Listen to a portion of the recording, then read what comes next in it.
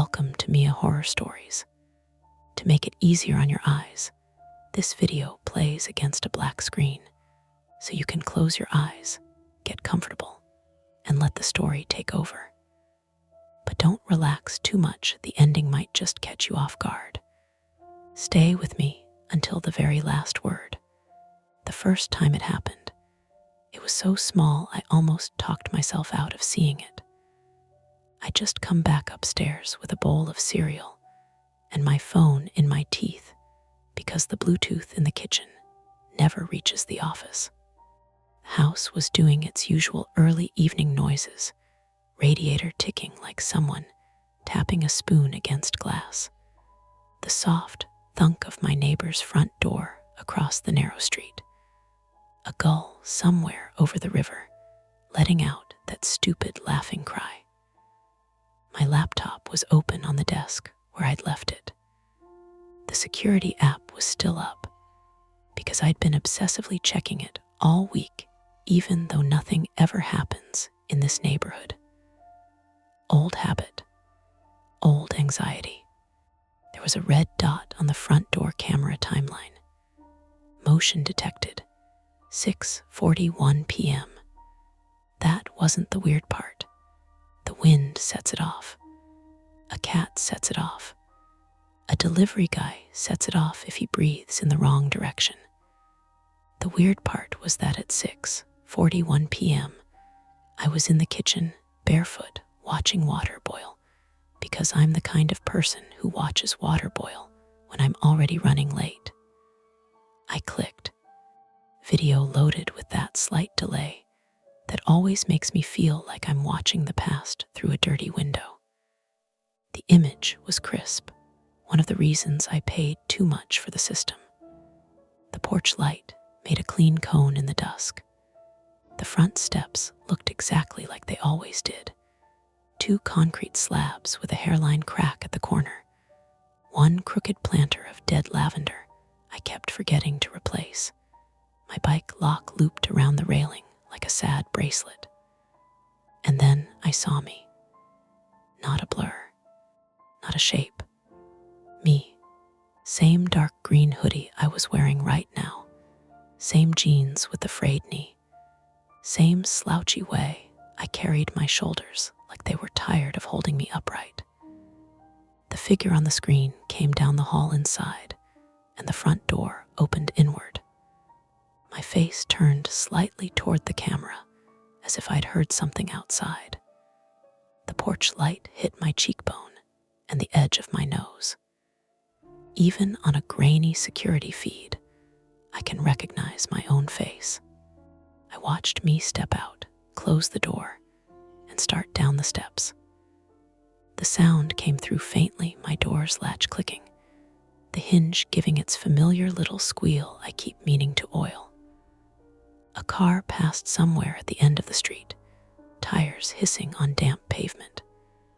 The me in the video paused at the bottom step, patted pockets as if searching for keys, and then walked out of frame to the left, toward the corner.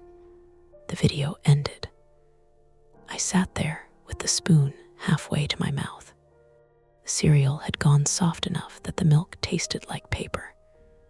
I felt that prickly heat behind my ears that comes when something doesn't fit, and your brain starts trying to sand it down until it does. Okay, I said out loud to nobody. Okay, that's fine, because it could be explainable.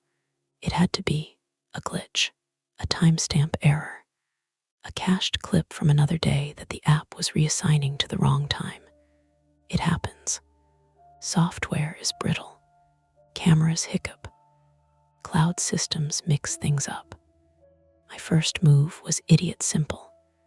I checked the clock on my laptop, then the clock on my phone. 6:52. I scrubbed back through the earlier timeline. There I was at 6:09 bringing in a package accurate. I remembered cursing at the wet cardboard. At 6:22, the neighbor's kid on a scooter streaked past, also accurate. The scooter had that loose wheel that made a dry rattling sound like a coffee can full of bolts. At 6, 6:41, me leaving. I clicked the download clip option and saved it, because some part of me always plans for the moment when someone won't believe me. Then I opened the back door camera. Nothing. No motion. No opening.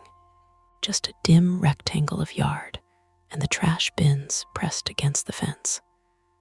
I checked the living room camera, the one pointing at the entryway and stairs. It should have caught me going downstairs at 6:41.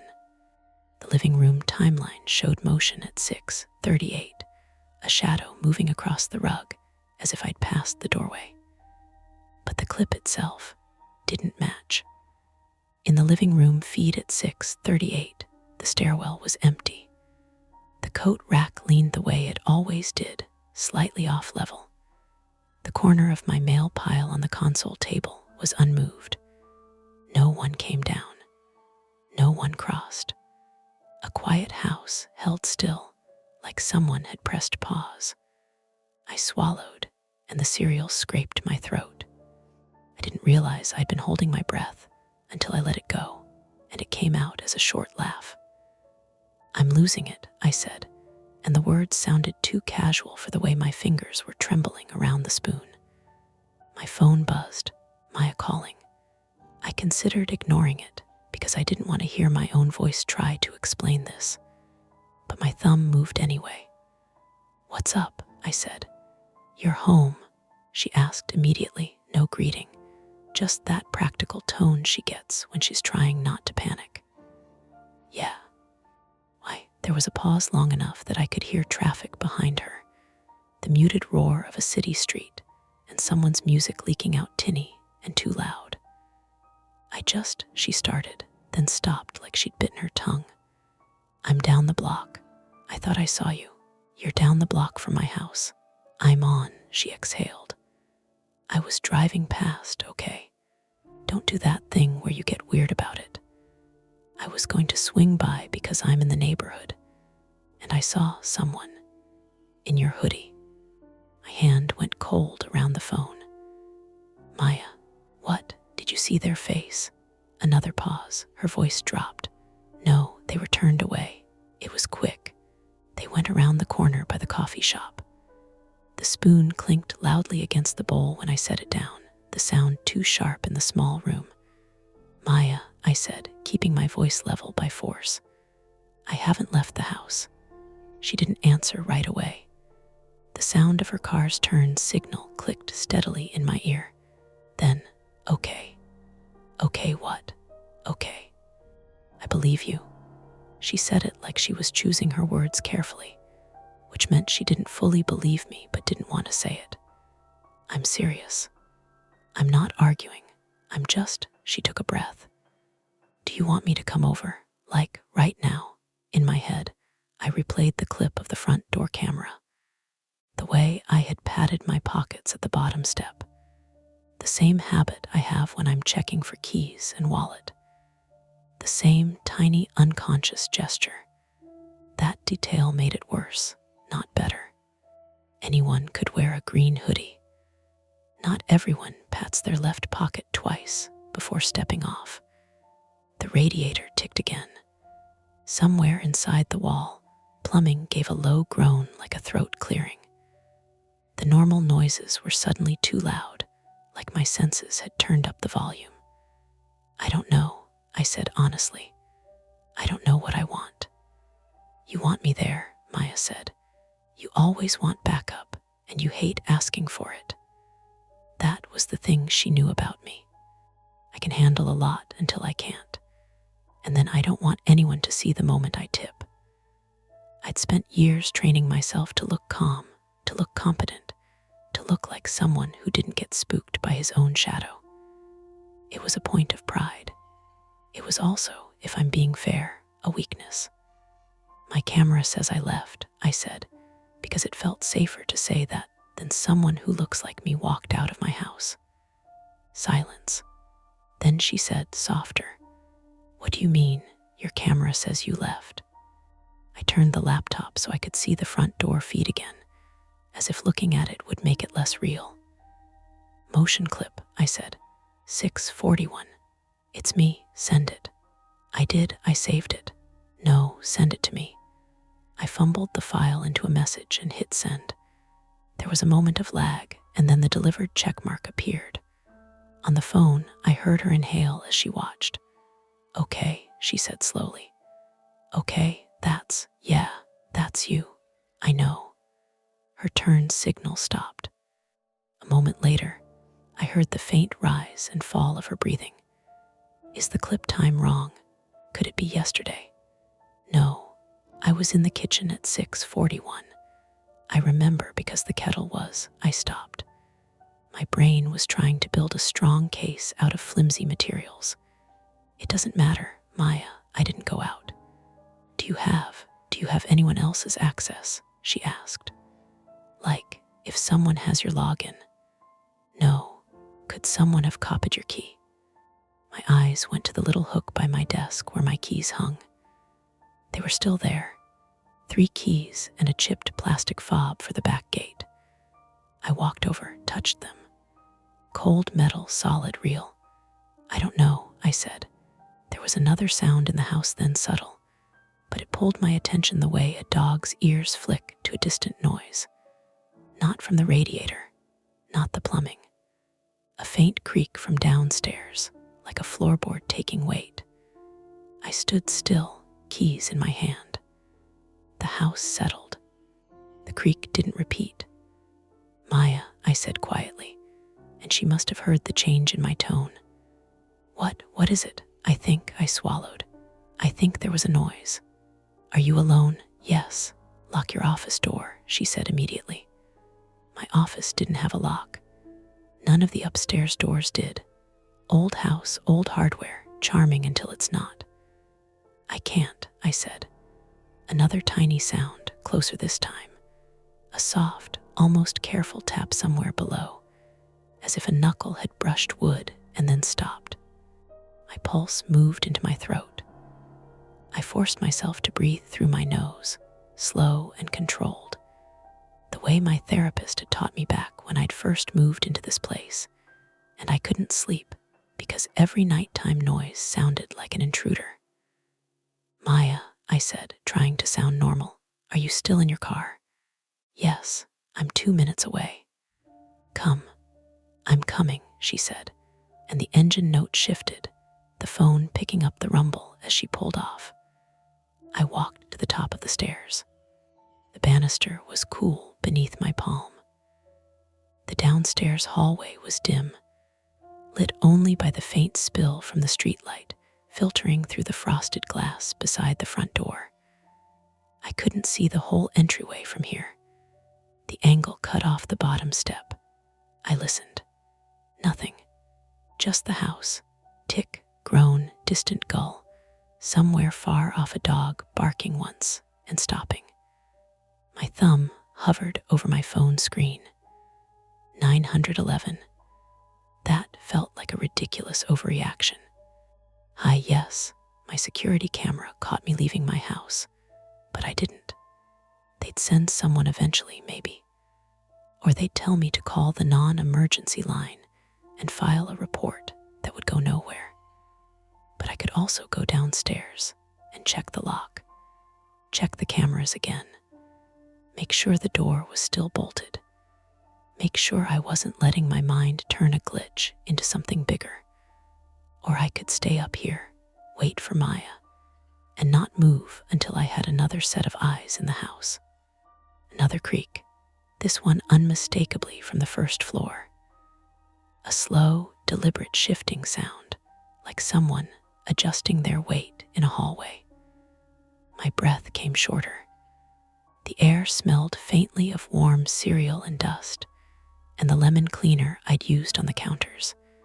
And suddenly, those normal smells felt wrong, like props in someone else's set.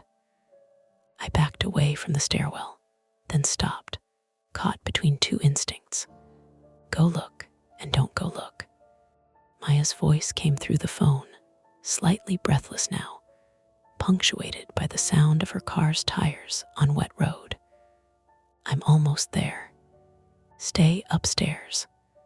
I'm trying, I said, and my voice cracked on the last word. Another choice pressed in, immediate and practical. I could barricade myself in the office with my desk chair and wait for her and maybe the police if we decided to call. Or I could go down right now, before whatever was making those sounds got any closer, and make sure my front door was still locked, my cameras still recording, and I wasn't about to become the kind of story people tell about a quiet street and a house where something went wrong. I stared at the dark gap of the stairwell and held my keys hard enough that the grooves bit into my skin. "Tell me what you want me to do," Maya said. For a second, I couldn't decide whether the right answer was come inside or call someone or turn around and don't come here at all. Because whatever was happening in my house had already reached past the simple comfort of glitch. It was asking me to choose how much I trusted my own senses over a piece of video that insisted I'd done something I knew I hadn't. And downstairs, in the quiet, something shifted again, small, controlled, like it didn't want to be heard. I decided to go downstairs. It wasn't bravery. It was irritation, the kind that comes from being told by a machine, by your own house, that you don't know your own life. Waiting upstairs felt like agreeing with the camera, like admitting it knew me better than I knew myself. "Maya, I'm going to check the door," I said. "No, you're not," she said immediately. "I'm literally turning onto your street. I hear something moving down there, then stay where you are." Another faint sound drifted up the stairwell, a scuff, rubber on wood. Slow. Careful, whoever or whatever was down there didn't sound lost. It sounded like it knew where it was going. "I can't just stand here," I said. My voice was steadier than I felt. "If someone's inside, I need to know now, not when they're halfway up the stairs." There was a beat of silence on the line, filled with the hiss of tires as Maya pulled over. "Okay," she said finally. "Okay, I'm parked outside, front of your house, porch lights on." That hit me harder than the noises had. "The porch lights on?" I asked. Yes, I hadn't turned it on. I was sure of that. I hated leaving it on before dark. It drew bugs, smeared the glass with moth dust. In the video, the light had already been on when I walked out. I took the stairs down slowly, each step deliberate. The banister creaked under my hand. The smell changed as I descended, cooler air, faint dampness from the old wood near the front door. My pulse was loud enough that I wondered if someone downstairs could hear it. "Doors closed," Maya said. "From here, it looks closed." "Is it locked?" She paused. "I can't tell from the sidewalk." I reached the bottom step and stopped. The entryway was just as I'd left it. Shoes lined up badly on the mat, mail on the console table, the small crack in the plaster near the ceiling that I kept meaning to patch. Nothing was overturned. Nothing screamed someone's been here. But the porch light shining through the frosted glass cast a brighter glow than usual, close enough to see the faint outline of someone standing outside if there were someone standing there. "Don't open it yet," Maya said. "Let me come up." "I want to check the lock," I said, and then I was already doing it, my hand moving on instinct. The deadbolt was turned, locked. I let out a breath I didn't realize I'd been holding. "It's locked." "Good," she said. "That's good." But I twisted the knob anyway. It didn't budge. The sound came again then, right behind me this time. A soft exhale. Human, too controlled to be a house settling. I spun around. The living room was empty. "Maya," I whispered. "What?" I heard breathing. From where? Behind me, living room. Silence on the line, then the faint click of her car door opening. "I'm coming up to the porch. Stay where you are. Do not go exploring." I didn't answer because my attention had snagged on something small and wrong. The mail pile on the console table. One envelope was out of place. I was meticulous about that stack in a way that embarrassed me. Bills on the bottom, junk mail on top. Anything important set aside. The envelope now sitting on top was one I distinctly remembered putting underneath, a thick white one from my insurance company, unopened because I didn't want to deal with it yet. It hadn't fallen. It had been moved. I reached out, touched it. The paper was warm, like it had been handled recently. The breathing sound came again, closer, then stopped abruptly. "Who's there?" I said, louder than I meant to. Nothing answered. "Maya, call the police," I said. "I already am," she replied, and I could hear the edge in her voice now, the shift from concerned friend to someone taking control. "Non-emergency or emergency?" "Emergency," I said. "Someone's inside." The living room camera sat on the corner shelf, its small blue light glowing steadily. Recording. Watching.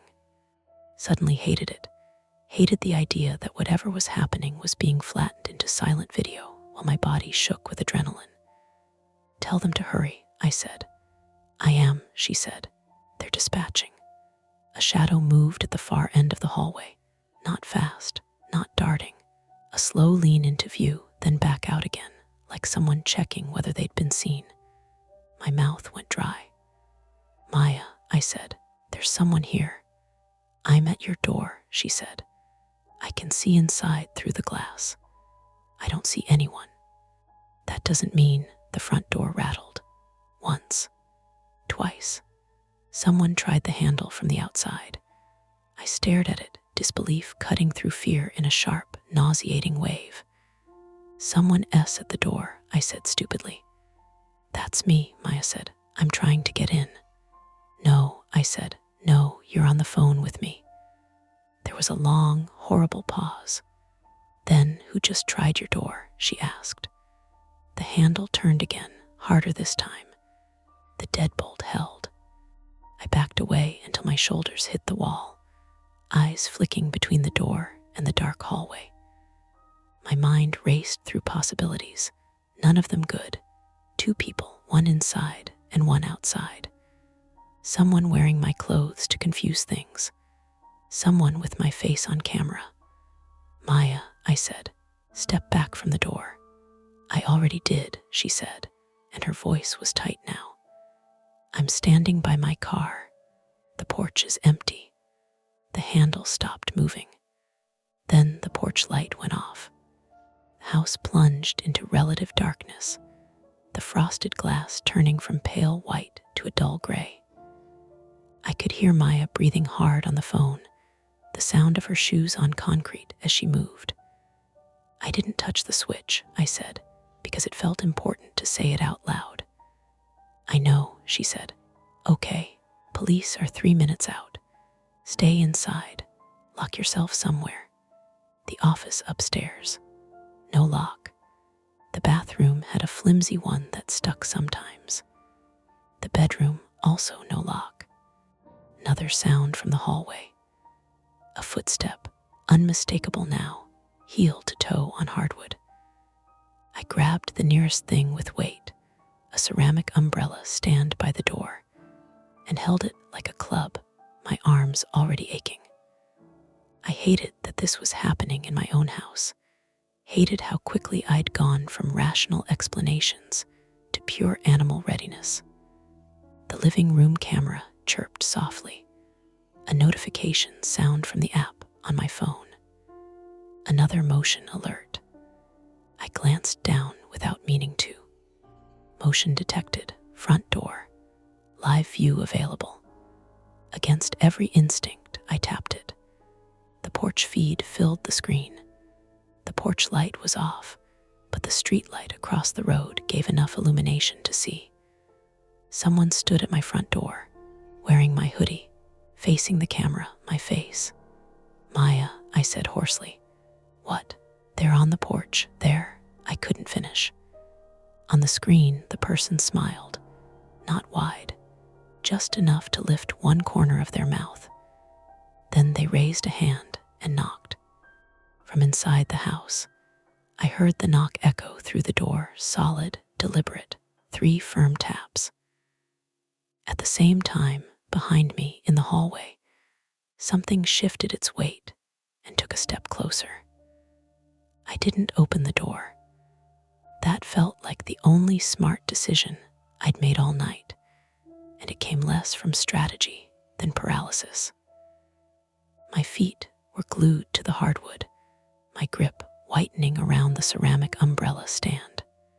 The knock echoed in the small entryway, the sound bouncing up the stairwell and into rooms that suddenly felt too open, too exposed. "Maya," I whispered. "They're still there. I see them," she said, and there was something strained in her voice now, something that hadn't been there before. "They're standing just to the left of the door. I can see the shoulder through the glass when they move." On my phone screen, the porch feed showed the figure perfectly centered again. Same hoodie, same face, same tired slouch. They stood close enough that the camera slightly distorted their features, stretching the edges in a way I knew was just lens warping. But my stomach didn't care about optics. Another knock. Louder. "Open the door," the person outside said, my voice, my cadence, even the slight rasp I get when I'm nervous. I flinched hard enough that the umbrella stand knocked into the wall with a dull crack. "That's not funny," Maya snapped, and then louder toward the porch, back away from the door. "Police are on the way."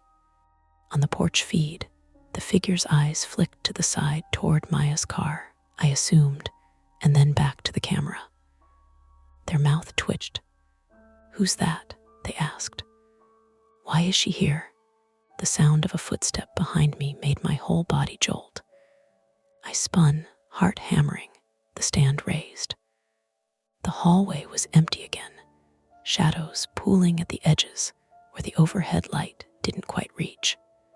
For a split second, my brain filled it in, imagined a shape pulling back into the darkness. But when I forced myself to breathe and look properly, there was nothing.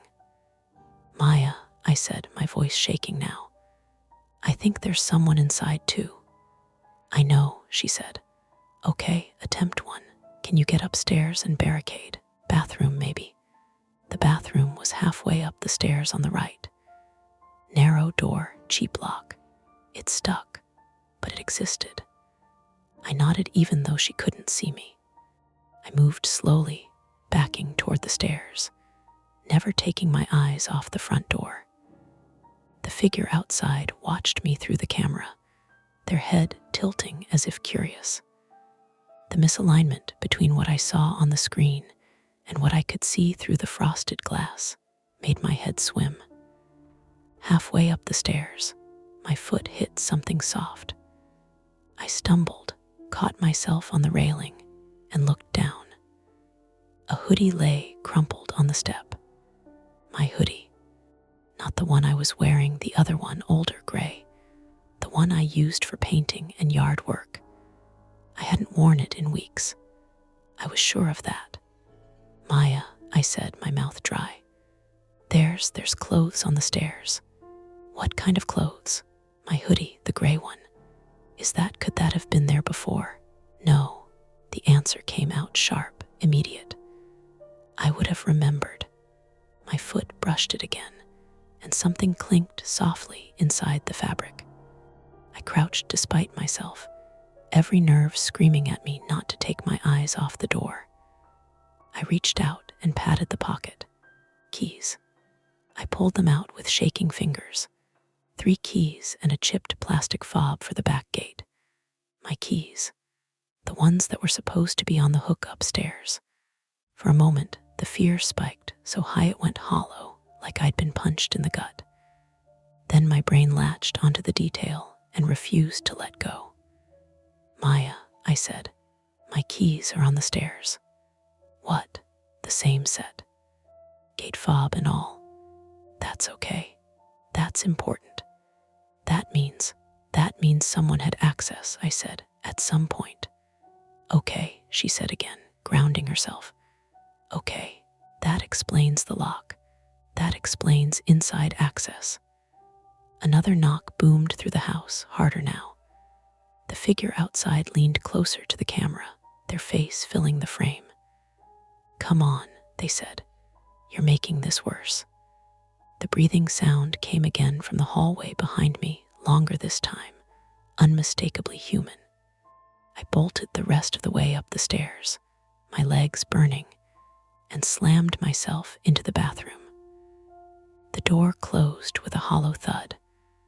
The lock stuck, just like it always did. Don't do this to me, I muttered, fumbling with it, heart pounding in my ears. It finally slid into place with a brittle click. I sagged against the door, chest heaving, and slid down until I was sitting on the cold tile floor. The bathroom smelled faintly of mildew, and the eucalyptus soap I'd bought because it was supposed to be calming. Attempt 1 had gotten me a locked door and a new problem. Maya, I whispered. I'm in the bathroom. Locked. Good, she said. Police are a minute out. Attempt 2. Can you get out a window? Bathroom window. I twisted, craning my neck. The bathroom window was small and frosted, set high in the wall. It looked out over the side yard and the neighbor's fence. I stood on the toilet lid and pushed it open. Cool air rushed in, carrying the smell of wet leaves and engine exhaust. For a moment, relief washed through me. Then the window stuck halfway. I pushed harder. The frame groaned but didn't move. Outside, a shape shifted into view. My breath hitched. But then I focused, really looked. It wasn't a person. It was the neighbor's satellite dish, mounted low and catching the light at a strange angle. Movement had been the wind rocking the fence vine, its leaves slapping softly against metal. My knees almost gave out with relief. False alarm, I said shakily. Just the dish. Wind. Okay, Maya said. That's okay, that's good. I tried to laugh, but it came out thin. I shoved at the window again. It refused to budge. From downstairs, the knock came again. 3 slow taps, then, from just outside the bathroom door, I heard a voice, my voice. You locked the bathroom, it said mildly. That's new. I froze. The doorknob turned, slowly, carefully, testing the lock. I scrambled back, slipping on the tile and slamming my elbow into the sink. Pain shot up my arm, sharp and bright, but it barely registered compared to the sound of the knob jiggling again. Maya, I gasped. They're upstairs. I'm at the front, she said, her voice tight with fear now. I can see one on the porch. They haven't moved. Then there are 2, I said. The knob stopped. Footsteps retreated down the hall. For a split second, hope flared. Maybe they'd given up. Maybe they'd gone back downstairs. Then my phone buzzed again with a notification. Motion detected. Bathroom hallway. Live view available. I stared at the screen, my reflection ghosted over it. The camera outside the bathroom door, one I'd installed after a break-in down the street last year, showed the hallway clearly. The feed flickered, then steadied. The hallway was empty. No, I whispered. No. From downstairs, I heard the front door unlock. The sound was unmistakable, the deadbolt turning, smooth and practiced. Maya, I said, my voice breaking. They're unlocking the door. I'm right here, she said, panic creeping in. I don't see anyone touching it. The door opened anyway. Cool air rushed into the house, carrying street noise and the distant wail of a siren too far away. The porch feed showed the figure stepping inside. The hallway feed upstairs showed nothing. I was trapped between feeds that disagreed about reality. locked in a bathroom with no exit and keys that had already betrayed me. The bathroom door rattled once, as if someone had bumped it from the outside. Then again, harder. I pressed my back to the tub, clutching my injured elbow, and realized with a sick clarity that even if the police arrived in seconds, I had nowhere left to go. Retreat was no longer an option. The bathroom door bowed inward with the next hit. Not a smash. Not yet. Testing shove measured, like someone gauging cheap wood and cheaper hinges. I scrambled to my feet, adrenaline flattening everything else. The lock rattled, held, rattled again. My elbow screamed when I put weight on it, a hot, nauseating pain that made my vision flicker at the edges. "Maya," I said into the phone, keeping my voice low. "They're at the bathroom." "I hear it," she said. Wind rushed across her mic as she moved. "I'm on the sidewalk. I can hear thumping through the door. Police are another impact." Harder, the door frame cracked with a sharp, splintering sound. A thin line of light appeared where the latch met the frame. I looked around wildly. The bathroom was a dead end. Tub, sink, toilet, towel rack screwed into drywall. No weapon, no exit. The camera notification chimed again. I didn't look at it. "Hey," a voice said from the other side of the door. Calm, reasonable, mine. "You're making this dangerous. Open the door." I pressed my back against the tub and slid down, breathing through my teeth. "Go to hell," a pause. I imagined them smiling, adjusting their grip, switching tactics. From downstairs, something clattered metal on tile. The sound of the umbrella stand I'd dropped earlier being nudged aside. Footsteps. Real ones, close. "Maya," I whispered. "If anything happens, don't," she said sharply. "Don't do that. Listen to me." The porch guy just moved. I heard her footsteps crunching on gravel as she repositioned. The bathroom door shuttered again. A shoulder hit it this time. The crack widened.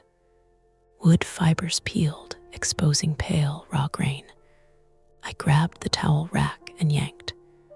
It tore free with a shriek of metal, sending me sprawling. I landed hard on my injured elbow and bit back a scream. The rack bent in my hands, but it was something heavy, awkward. The lock gave. The door swung inward halfway, catching on the warped frame.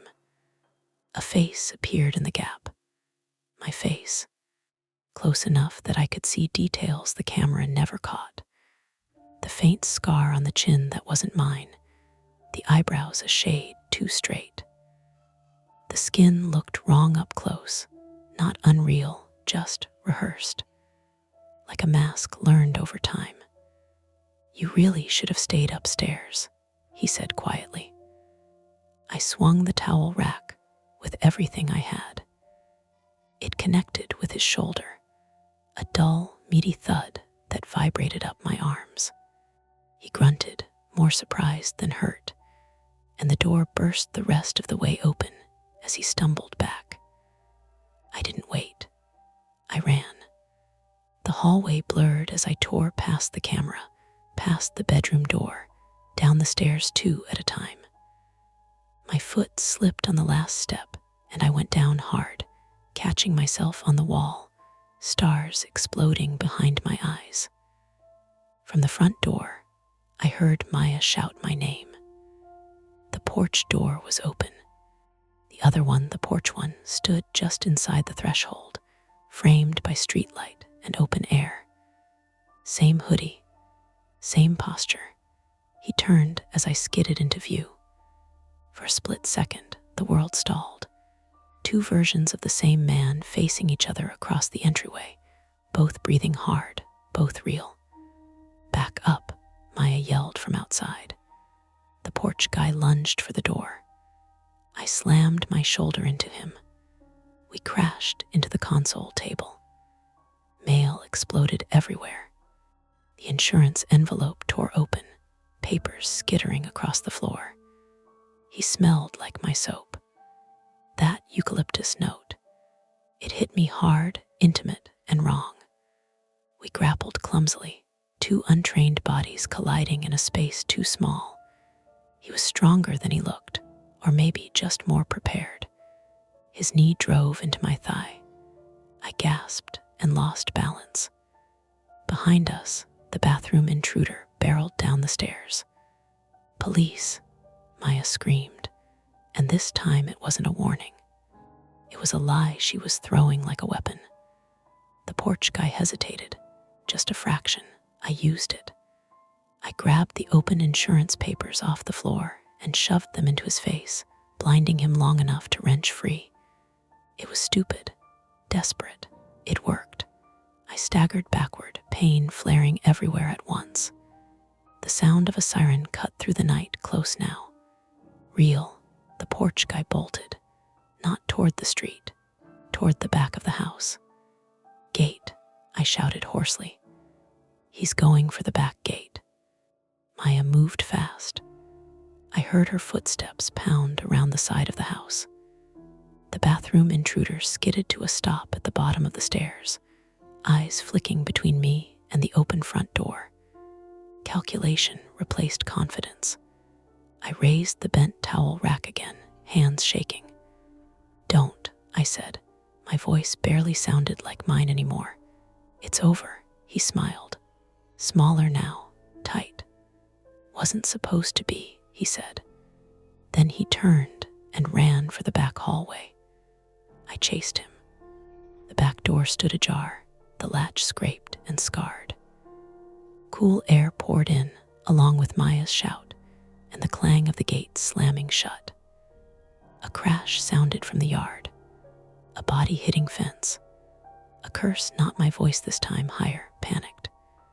The bathroom intruder burst into the yard and skidded to a stop when he saw Maya standing there, phone raised, flashlight blazing in his face. Red and blue light washed over the fence as two patrol cars screeched to a halt out front. He froze, hands up, breathing hard. It ended not with a fight, but with compliance, with wrists turned, with the sound of cuffs clicking closed. I sank onto the back step, legs giving out at last. My elbow throbbed in deep, sick waves. Blood dripped from somewhere my head, I realized distantly when I touched it and my fingers came away red.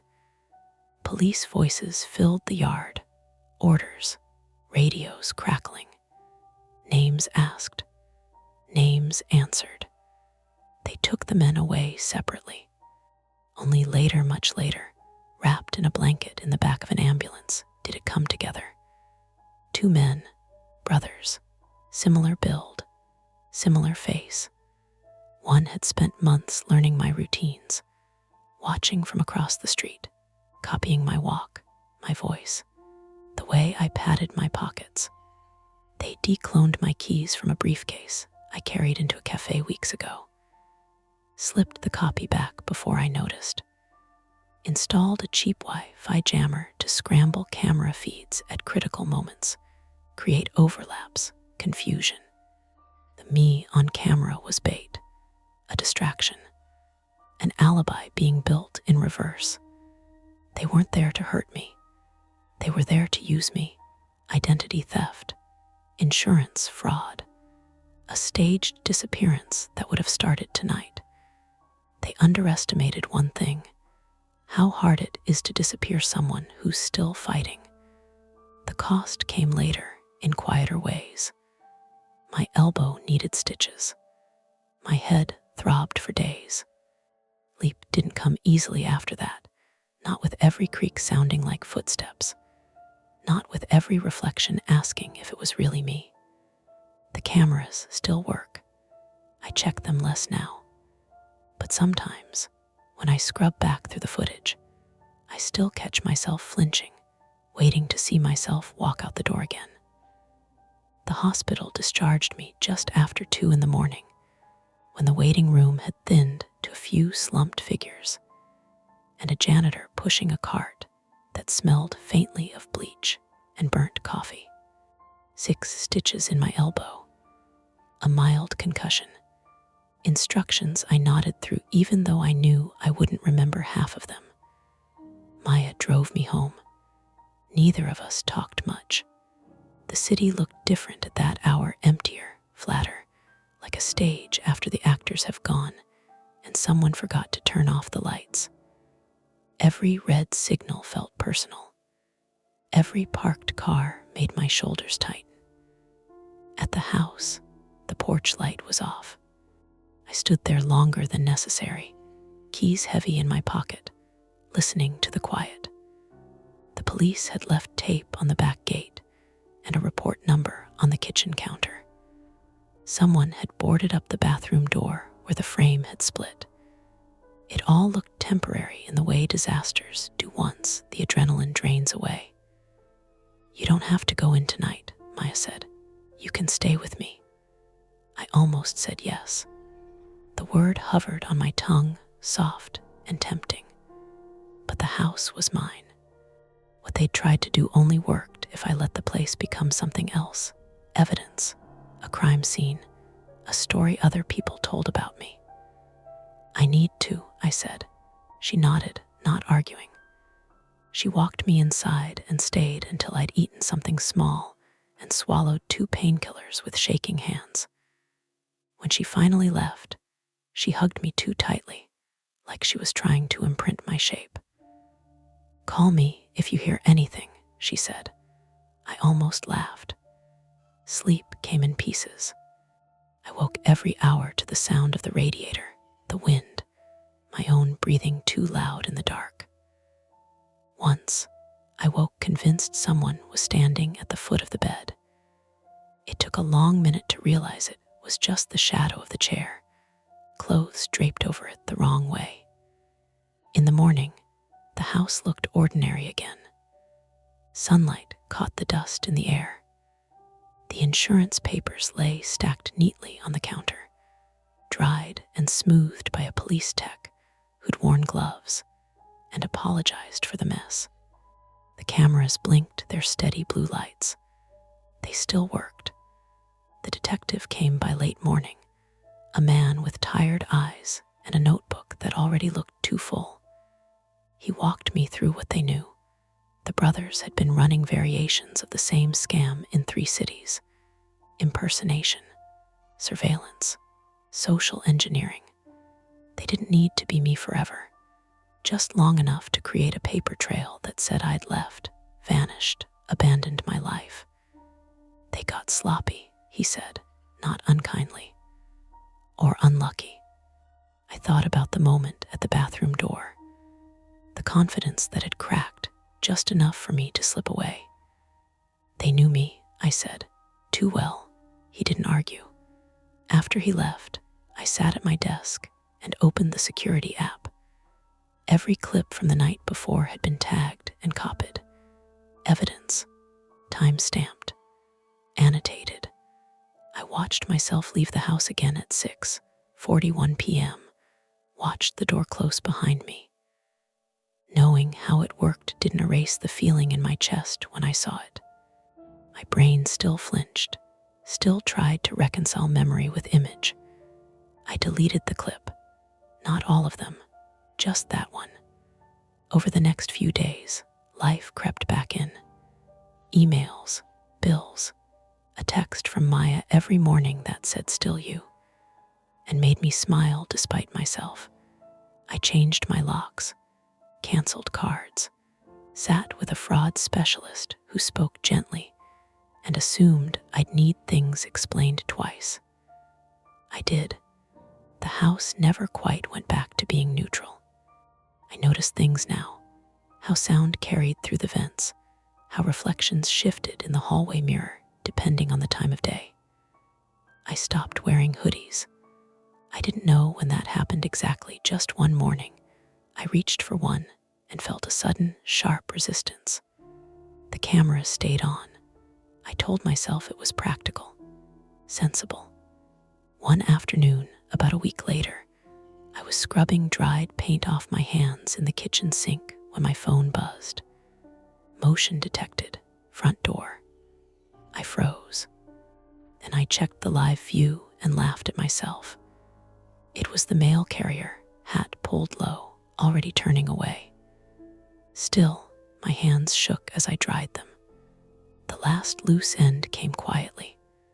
A letter from the police department, formal and thin, explaining that one of the brothers had tried to give a statement and then withdrawn it. No trial date yet, no guarantees, just process. At the bottom, a handwritten note from the detective. You did everything right. I stared at it for a long time. Some nights, I replay conversations in my head. Not the fight, not the shouting, but the calm moments. The way he'd said, "You locked the bathroom."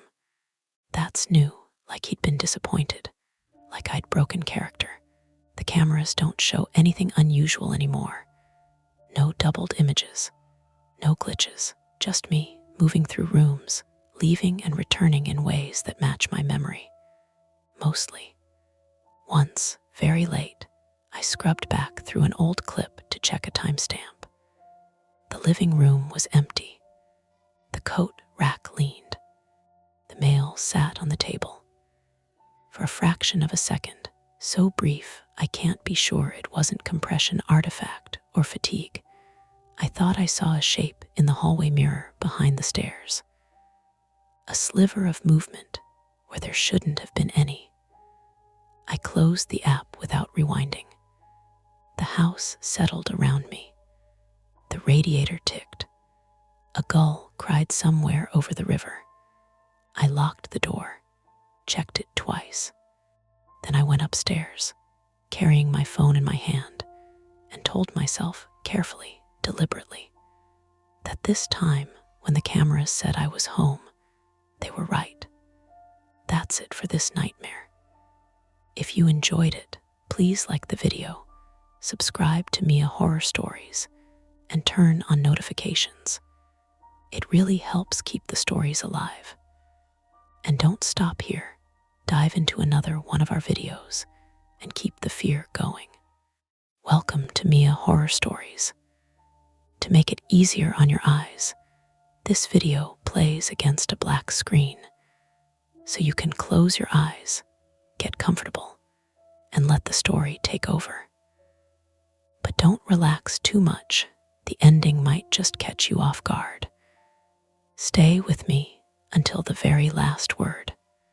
The screen blinked twice, once, twice, then froze on a frame that made no sense. A flicker, maybe, or a glitch.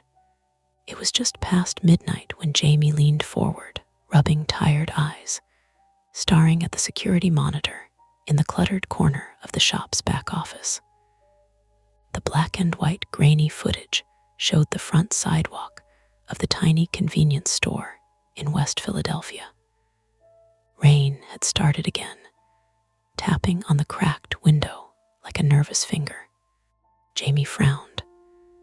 The camera feed was delayed by about 10 seconds, a quirk from the cheap system the store owner insisted on, even though Jamie had begged for an upgrade months ago.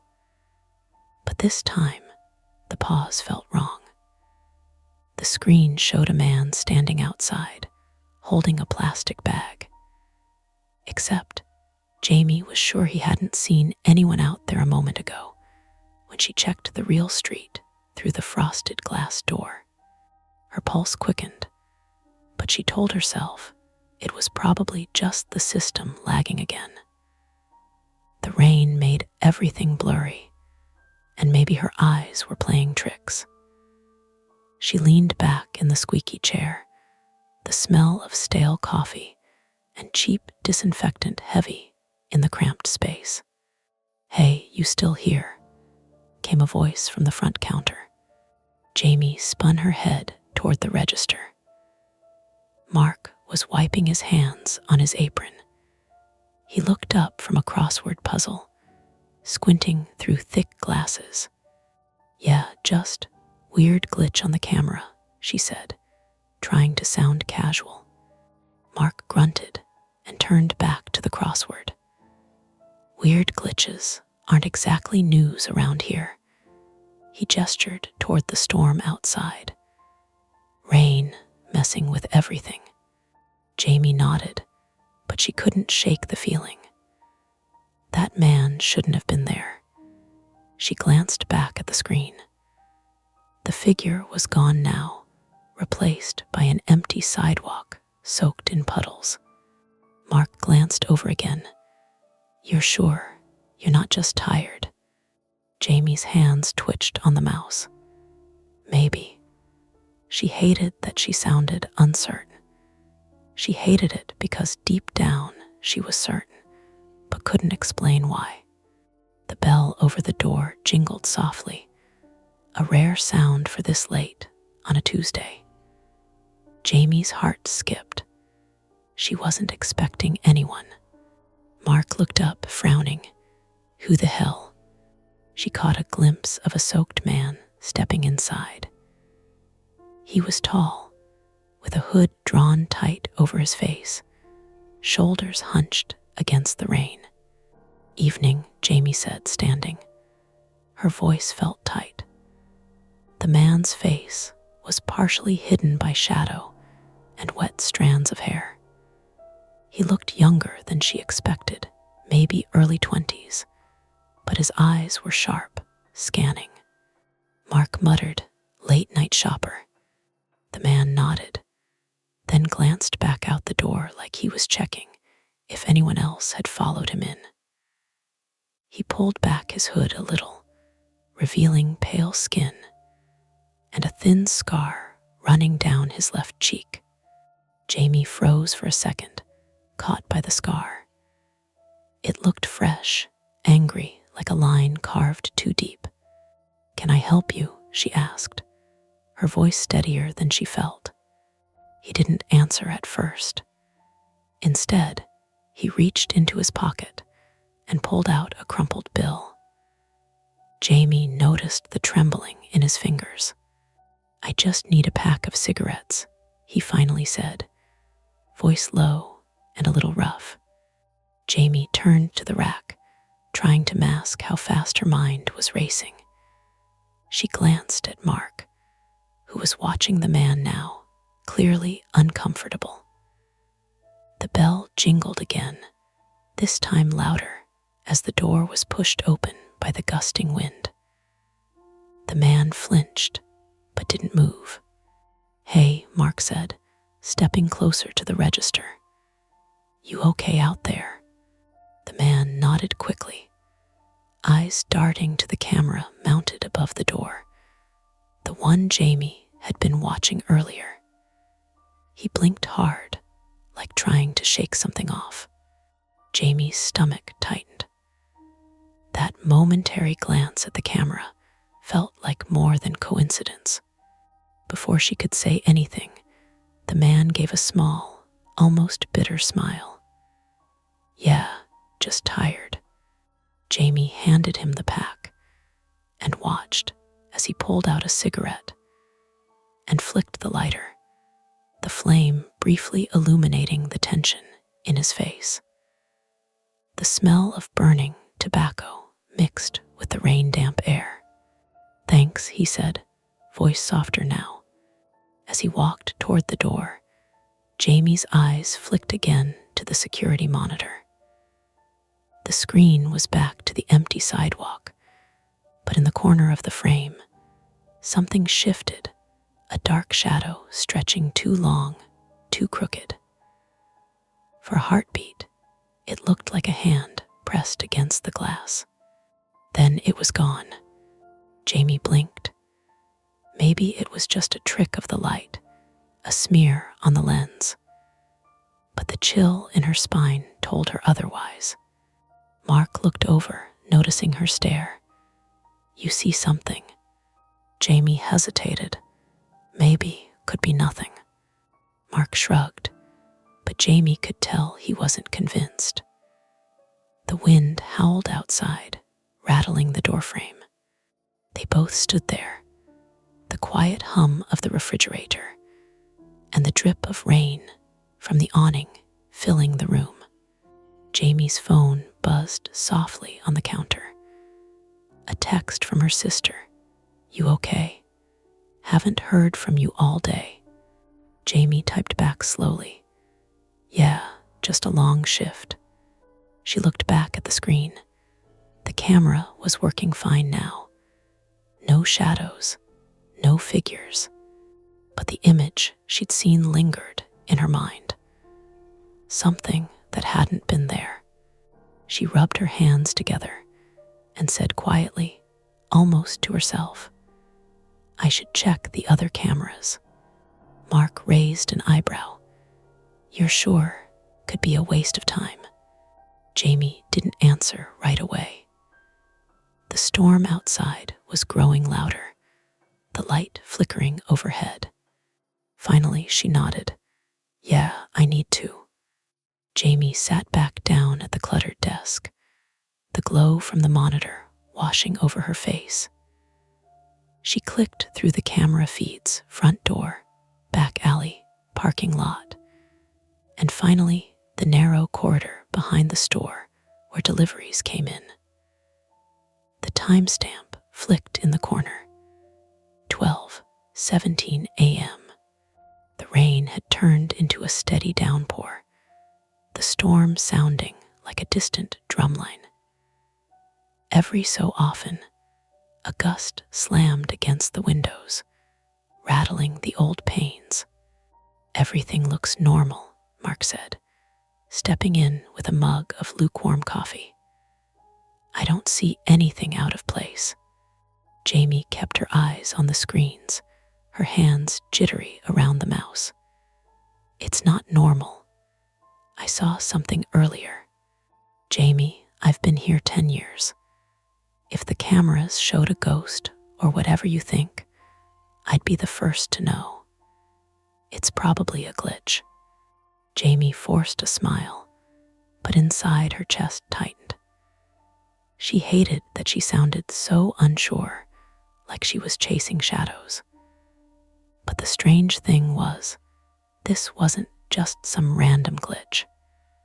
It felt like a warning she couldn't explain. "Look," she said, zooming in on the front sidewalk again. At exactly 11:58, there was a figure. She stopped. The screen froze. The feed blinked out. "Damn it," Jamie muttered, banging her fist lightly on the desk. The monitor flickered, blacked out, then slowly came back, showing nothing but a blank screen. Mark frowned. "Power's out." He looked toward the hallway where the breaker box was. "Maybe," Jamie said, standing. The shop was plunged into low emergency lighting.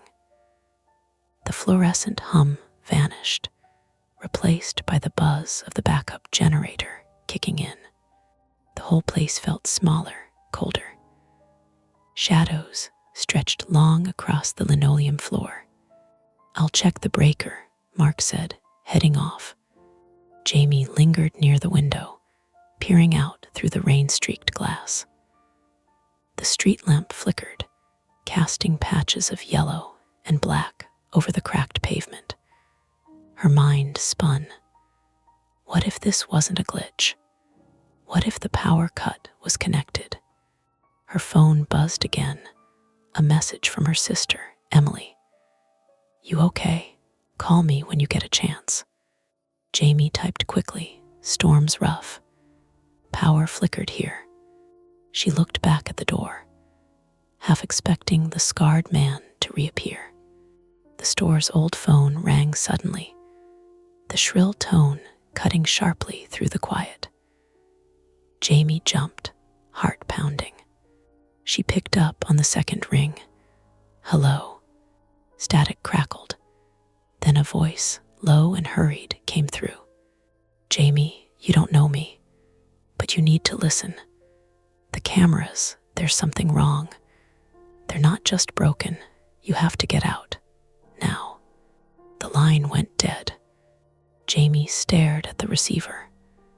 A prank, a mistake. She glanced toward the front door, then back at the darkened security monitor. Mark returned, wiping his hands on his apron. Breaker was fine. Must be the generator acting up. Jamie shook her head, voice barely above a whisper. That call, someone knows about the cameras. Mark raised his eyebrows. Are you messing with me? No, Jamie's breath caught. I'm serious. Something's off. Mark's face hardened. Look, we can't start jumping at shadows. The storm's got you on edge. Jamie clenched her fists, frustration bubbling. She hated how often she let her anxiety get the better of her. At work, she was supposed to be calm, reliable. But lately, this constant unease, this feeling that something's just beneath the surface, was wearing her down. We should call the police, she said quietly. Mark scoffed. For what? A power flicker and some weird static. You want to waste their time. Before Jamie could answer, the overhead lights flickered violently, then went out again. The emergency lights stayed on, but they threw the room into harsh, fragmented shadows. The old air conditioner rattled in the back room, its hum suddenly stuttering. A metallic clink echoed somewhere near the loading dock. Jamie's skin prickled. Did you hear that? Mark's jaw tightened. Probably just the storm, loose debris. But Jamie wasn't convinced. She grabbed a flashlight from under the counter, its beam weak but steady in the gloom. Let's check the back, she said. Mark hesitated, then nodded. They moved together through the store, the aisles dark except for the flashlight's circle. The rain hammered harder now, a constant white noise outside. Near the loading dock, Jamie spotted something on the floor, a small, muddy footprint. It wasn't large, but fresh. Someone been back here, she said. Mark's eyes narrowed. Maybe the delivery guy forgot something. Jamie shook her head. No deliveries tonight. It's too late. Her phone buzzed again. This time, a text with no number. Check the cameras, now. A cold knot formed in Jamie's stomach. She pulled out the emergency key and unlocked the door leading to the security room. Mark followed, eyes scanning. Jamie switched on the backup monitor. Static. Then the feed returned, grainy and glitchy, but working. The same scene from before, the front sidewalk, rain pouring down. And in the corner, just at the edge of the frame, something shifted again. A dark shape, longer and more deliberate this time. Jamie's breath caught. It's back. Mark rubbed his temples. You're seeing things. Suddenly, the door behind them slammed shut with a loud bang. Jamie and Mark spun around, hearts pounding. The lock was jammed. No amount of rattling or pulling would budge it. Jamie reached for her phone. No signal. Mark looked around frantically. We're locked in. The tension in the small room was suffocating. The faint sound of footsteps echoed from the hall outside, slow and deliberate. Jamie swallowed hard, trying to steady her shaking hands. Her mind raced back to the caller's warning, the mysterious man outside, and the shadow on the camera. We need to get out, she said, voice urgent.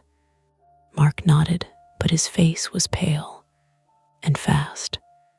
The storm's roar outside seemed to grow louder, as if the night itself was closing in. The locked door pressed cold against Jamie's back. Her breath came in short bursts, fogging the small window set into the metal. Outside, the hallway was drenched in shadows, lit only by the occasional flicker of a faulty overhead bulb struggling against the storm. The muffled roar of rain seeped through the cracked walls, underscoring the tense silence between her and Mark. Mark's hands rattled the doorknob again, but it didn't budge. This thing's stuck tight. Jamie shined the flashlight down the narrow corridor. The store's layout was simple, a rectangular footprint about 30 feet by 20, with the front door on the west side opening onto the wet street. The security room sat in the northeast corner, tucked behind the main counter and the aisles of canned goods. The back exit, where the loading dock was, led to a fenced alley just beyond the trash bins and a rusted fire escape. "We have to get to the back door," Jamie said, trying to keep her voice steady. "If the front's locked and we're trapped here, maybe the back is." Mark wiped sweat from his brow despite the chill. "All right, but that means going through the main store floor. If whoever's out there is still here, we're sitting ducks." Jamie nodded. Better than waiting to die locked in here. They exchanged a grim look. Then Mark pushed the door open a crack, the hinges whining like a warning. A quick scan of the hallway showed nothing, just wet tile and overturned boxes where the janitor had bumped into shelves earlier that afternoon. Jamie stepped out first, the flashlight beam cutting through the gloom. The fluorescent lights in the aisles were dead, leaving the store mostly dark, except for the emergency exit sign above the rear door, glowing faintly in green. "Stay close," Jamie whispered. They moved cautiously, feet sticky on spilled soda near the snack aisle, the faint smell of stale chips and damp cardboard filling the air. Jamie's nerves frayed with every creak of the floorboards, every clatter of loose cans rolling off a shelf. Halfway to the back, a sudden crash made them both jump. "Shit," Mark hissed, spinning toward the noise. A plastic basket had fallen over, cans spilling onto the floor. Jamie's flashlight beam swung wildly, searching for a figure. But the aisle was empty. Only a small rat darted under the shelves. Jamie exhaled slowly. Just a rat. Mark shook his head, muttering, "Jesus." They pressed on, nearing the loading dock door. The emergency exit was a heavy metal slab with a push bar, leading out to a narrow alley squeezed between the store and the neighboring building. Outside, the rain blurred the dim yellow glow of the streetlights. Jamie reached the door and pushed the bar. It wouldn't budge. Mark crouched down to inspect. "It's locked from the outside." "What?" Jamie's voice cracked. "Why would someone lock us in?" "Maybe to keep someone out." "Or in," Mark said grimly. The idea hit Jamie like a punch. Someone wanted them trapped. "We need a key," she said, scanning the floor nearby. The janitor's keyring had been lost somewhere earlier, but maybe. Suddenly, the door rattled violently, as if someone was banging on the other side. Jamie jumped back, heart hammering. "Mark, someone's out there."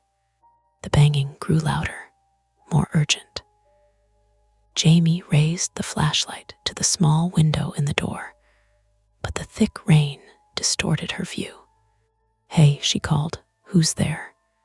No answer, just the relentless knocking. Mark pulled the door close, breathing hard. "We're stuck, and whoever's out there isn't friendly." Jamie's mind raced. The footprints in the back, the locked doors, the strange calls and texts. It was all coming together. They were caught in a trap. But why? And by whom? We should try the front door again, Jamie said, though doubt crept into her voice. Mark groaned. You want to walk past whoever's outside and risk it? No thanks. Before they could argue, the emergency lights flickered, then died altogether.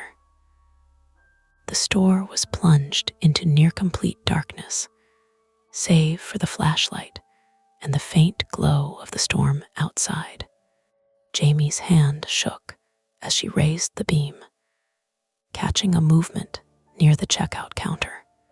Did you see that? She whispered. Mark squinted. What? A shadow shifted just beyond the aisles, barely visible. Jamie swallowed hard. I don't know, something moved. Mark sighed. Maybe a stray cat got in. Jamie wasn't so sure. The figure had been too deliberate, too quick. Suddenly, a harsh scraping sound came from the roof, like metal being dragged along the gutter. They froze, listening as the noise continued intermittently, echoing over the storm. Mark shook his head, probably just debris. Jamie looked at him, eyes wide. Or someone on the roof. Mark grabbed a broken broom handle, leaning against the wall. If someone's up there, we're in deep trouble.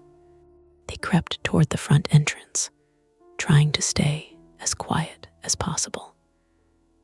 The storm's roar made it hard to hear anything else, but every shadow seemed alive with threat.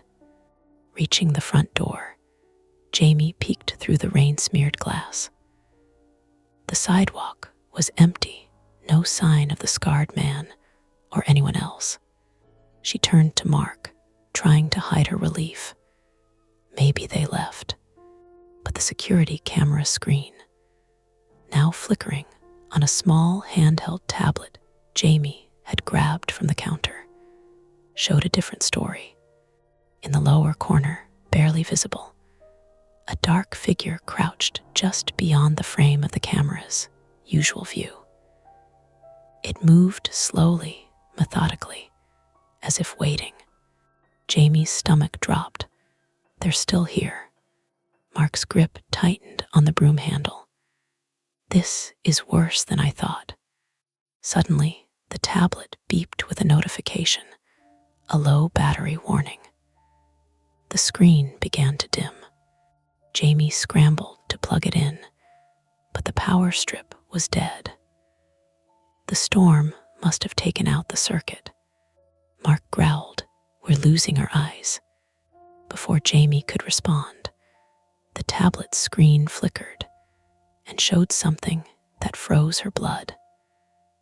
The shadowed figure was standing now, looking directly toward the camera. And then the screen went black. "Damn it," Jamie whispered. Mark slammed the broom against the counter. "We can't stay here." Jamie nodded, swallowing hard. The storm was louder now, the building creaking under the wind's assault. Their phones were dead or useless. Outside, footsteps echoed from the alley near the back door, slow and heavy. Jamie and Mark exchanged a look. There was no going back now. The footsteps outside the back door were slow, deliberate. Heavy rain pounded the alley beyond, the howling wind rattling the metal doorframe. Jamie gripped the flashlight so tightly her knuckles went white. The beam cut a narrow path through the dark as she stood shoulder to shoulder with Mark near the loading dock, their backs pressed against the cold concrete wall. "Any sign of that key?" Jamie whispered. Mark shook his head. "Nothing. We're running out of options." His breath came fast, uneven. A sharp metallic scrape sounded from the roof again. Jamie's eyes shot upward. Rain spattered down from the gutters, slipping through rusted edges, But the sound was clear, someone moving up there. Mark's face tightened. That's it, they're everywhere. The lock on the door rattled violently, like a hammer striking iron. The pounding intensified, echoing through the small space. Jamie's heart thudded painfully against her ribs. Mark, the janitor's keys. Where do they usually keep them? She asked urgently. In the little wall hook by the front counter, he said, swallowing hard. But it's probably behind the register. And with the storm, that area's flooded. Jamie's mind raced. They couldn't wait. The pounding might break the door soon. The emergency lights flickered, then sputtered out, plunging them into near darkness. Her flashlight was the only thing holding back the black. Then whispered voices outside, just beyond the door. Harsh, hurried murmurs, too muffled to understand. The pounding stopped. Silence settled for a breath, then a slow scrape.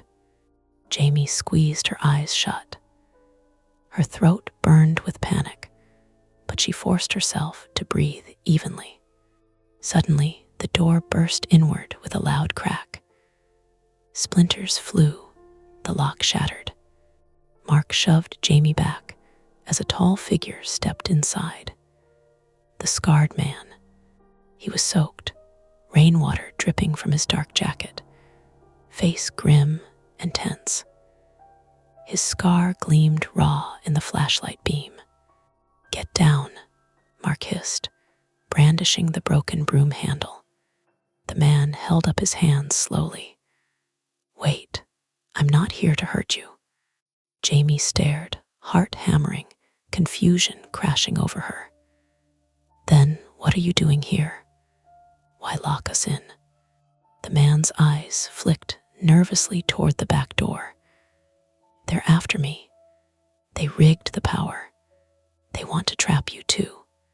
"Who?" Jamie demanded. He hesitated. "People I crossed, dangerous ones. I thought I could get away, but they're close." Behind them, a faint noise. Heavy footsteps again, approaching fast. "We don't have time," the man said. "We need to get out through the roof." Jamie's mind slammed against the idea. The fire escape. Mark looked doubtful.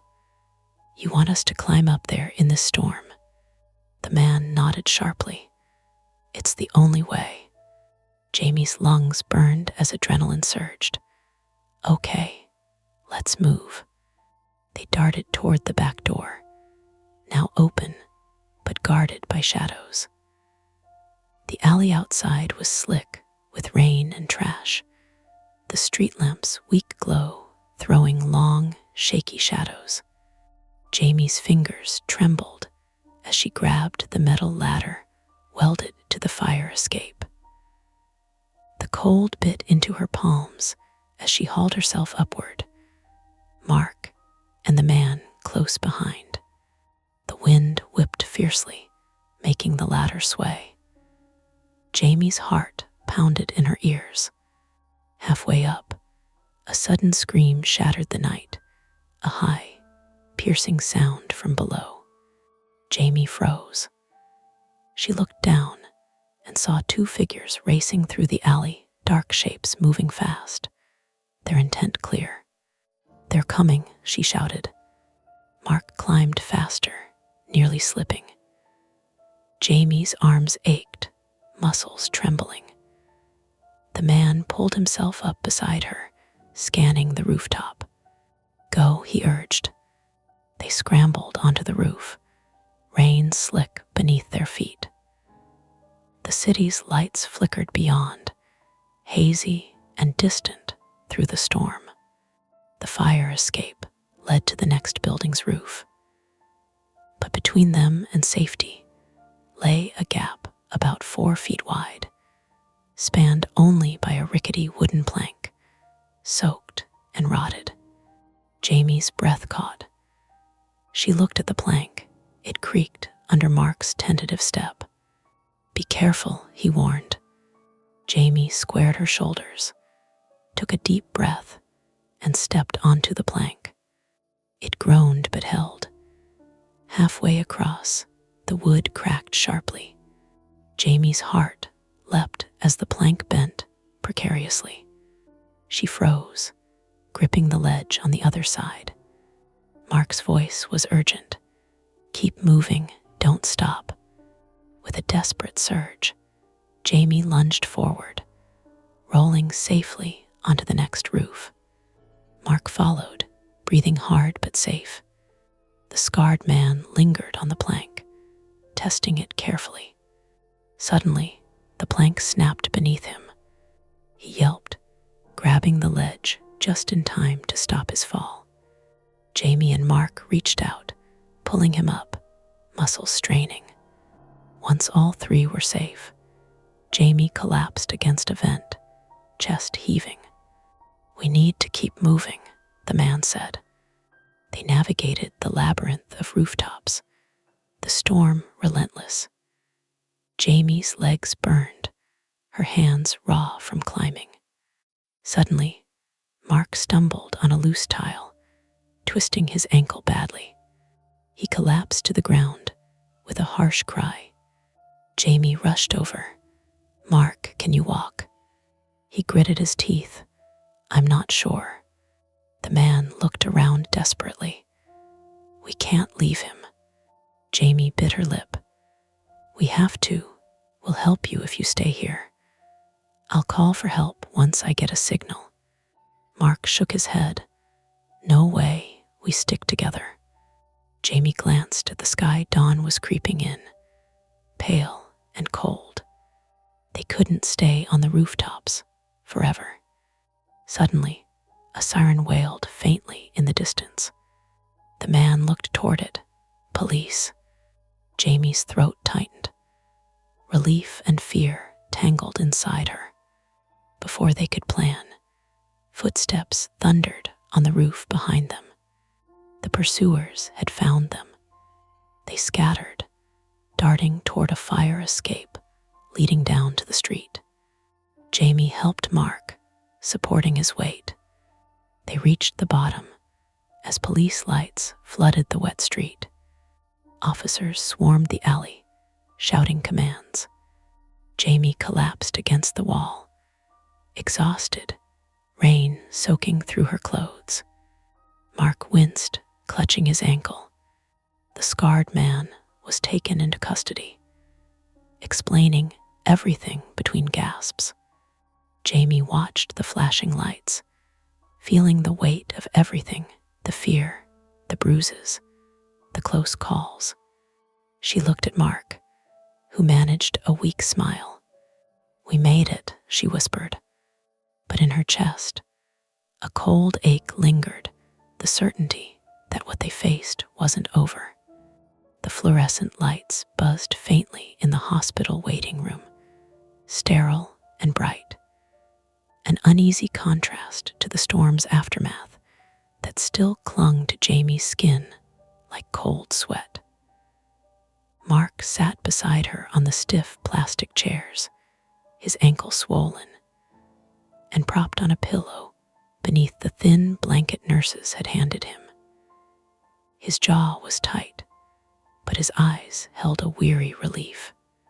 Jamie's hands trembled slightly as she traced the rim of her coffee cup, the bitter taste grounding her more than the sterile air.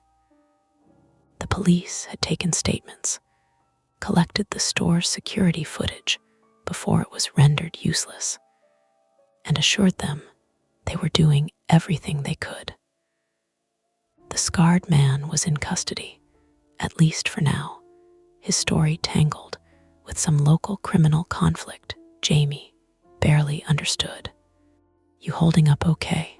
Mark asked, voice low but steady. Jamie gave a half shrug, then shook her head. "I don't know." Mark looked at her, eyebrows knit. "Me neither." The hospital staff called Mark's name for an X-ray, and he gave Jamie a small nod before shuffling toward the doors, leaning heavily on a nurse's arm. Jamie stayed behind, her phone buzzing softly in her jacket pocket. Emily's text blinked on the screen again. "I'm here whenever you want to talk." Jamie typed back slowly. "Thanks, not ready yet." Outside, the rain had stopped, but the streets were still slick, with puddles reflecting the cold streetlights. A part of Jamie wanted to go back to the store, to sweep the aisles herself, and find some tangible proof this nightmare had actually happened. But she knew it wouldn't bring peace. Back in the hospital lobby, Jamie sat quietly watching people move past, shuffling feet, hurried conversations, the soft beeping of machines from nearby rooms. Normal life, threading on despite everything. But beneath the surface, something had shifted. The police had recovered the security cameras from the store's back office. Officially, they said there was no evidence of tampering, just storm damage and technical glitches. But Jamie knew better. The shadows on the screen, the locked doors, the pounding on the metal, and the men chasing the scarred man weren't glitches. The detectives promised follow-ups, but Jamie's calls later went unanswered. One afternoon, weeks later, Jamie found herself back at the store. Mark had returned to work, hobbling on a brace, but joking about his war wound. The store looked almost the same faded linoleum, same scent of old coffee and cheap cleaning products. But the atmosphere felt heavier, like the air had absorbed something dark that didn't dissipate with daylight. Jamie lingered near the security office. The new cameras were installed, more expensive, state-of-the-art. She watched the screens as the rain started again outside, soft and steady this time. The feed showed nothing unusual. She sighed, rubbing her temples. As she turned away, her gaze caught a small, almost imperceptible smear on the lens of one camera, the same corner where the shadow had appeared weeks ago. She blinked. It wasn't dirt or rain. It was more like a faint, streaky mark. She reached for a cloth, but the moment her fingers touched the glass, the monitor flickered. The screen went black for a heartbeat. Then, in the dim light of the room, a brief, flickering image appeared. A hand pressed against the glass too long, too crooked to be real. Jamie jerked back, heart pounding, blinking hard. The image vanished. She told herself it was a glitch. It had to be. Still, as she left the room, a slow chill crawled along her spine. Outside, the rain began again, tapping lightly on the storefront windows. A quiet rhythm undercut by the hum of the city that never fully slept.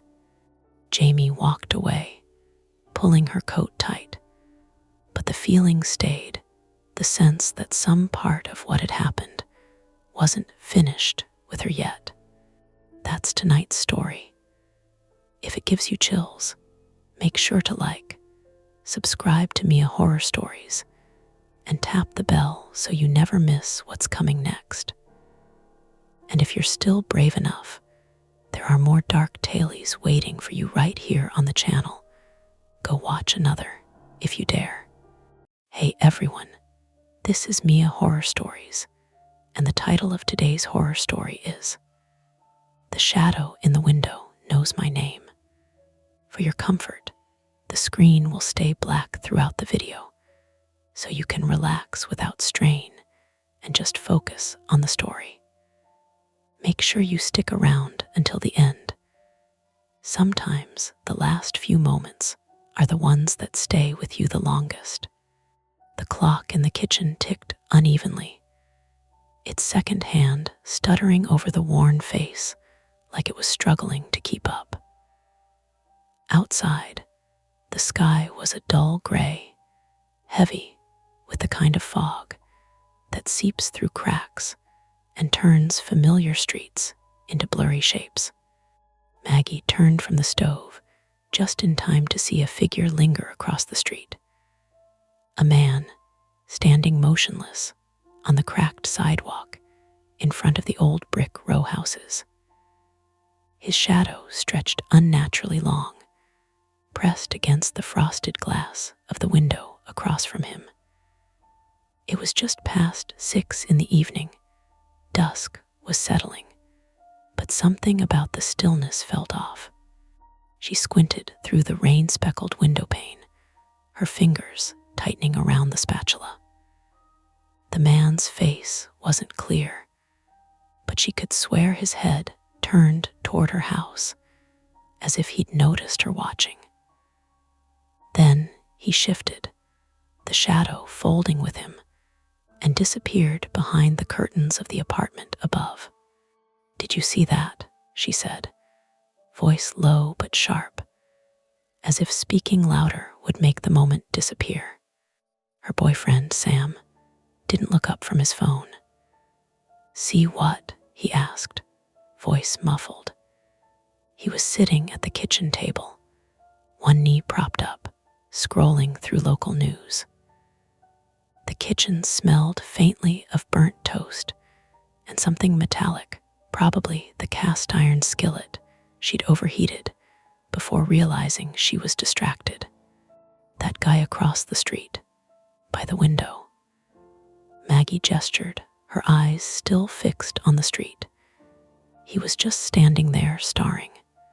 Sam looked over, glancing briefly at the window, then back down at his phone. Probably just some drunk, or a homeless guy looking for shelter. Maybe. Maggie bit her lip, unsure if she sounded paranoid, or if she just caught something that slipped past him. Sam stood and walked over, leaning next to her. "You've been on edge since the break-in last month," he said quietly, his breath warm against the glass. "We're safe here. It's just fog and shadows." Safe. The word felt like a thin veil stretched over her growing unease. Since moving into the aging townhouse in a quieter section of Providence, Rhode Island, Maggie had wanted nothing more than normalcy. But something about the neighborhood, something about that man, was quietly twisting the familiar into something she couldn't quite grasp. Her name's Maggie, 28 years old. A freelance graphic designer who'd recently switched from working in the city to taking projects remotely. She liked the slow rhythms of this part of town, the way the old bricks smelled after rain, and the steady hum of life around her. But she also hated how easily her mind spiraled, like now, fixating on a shadow on a window, replaying it over and over in her head. Sam, 31, was calm in her storm, a school counselor at the nearby high school. Practical and patient, the kind of person who could talk down a panicked teenager, and most nights calm Maggie down when her thoughts became too loud.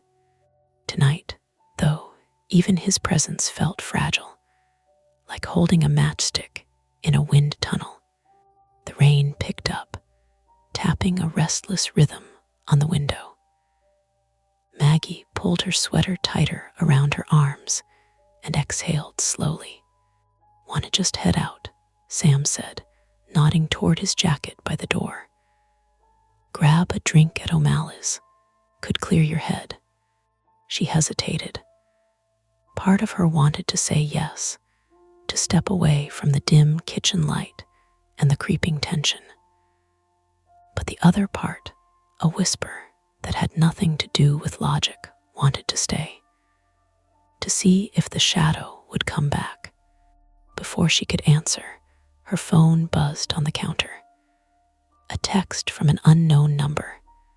"I see you." Her heart jerked.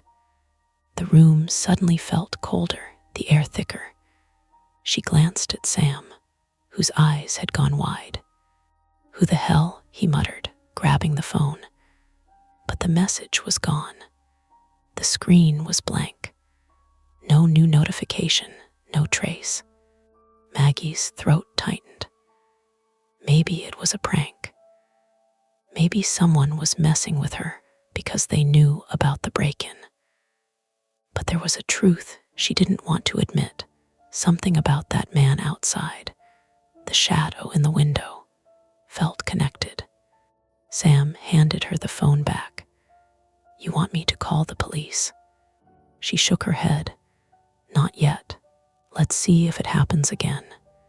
Outside, the fog thickened. The street light flickered, then steadied. Somewhere down the block, a car door slammed.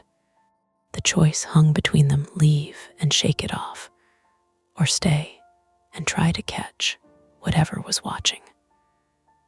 The clock continued its uneven ticking, marking time that suddenly felt too slow and too fast. The day had already started to bleed into night by the time Maggie's phone buzzed again. This time, no message, just a notification from the security app linked to the old camera mounted near their front door. Movement detected. It blinked in harsh white letters against a black screen. Sam was already heading toward the door, keys in hand, when Maggie's voice stopped him. "Wait." Her fingers hovered over the phone, tapping through the live feed. The grainy image showed the sidewalk across the street, the cracked pavement slick with rain. A figure was there, the same man, only this time he wasn't still. He was packing, slow and deliberate, looking up at their house. His shadow stretched long, distorted by the street lamp.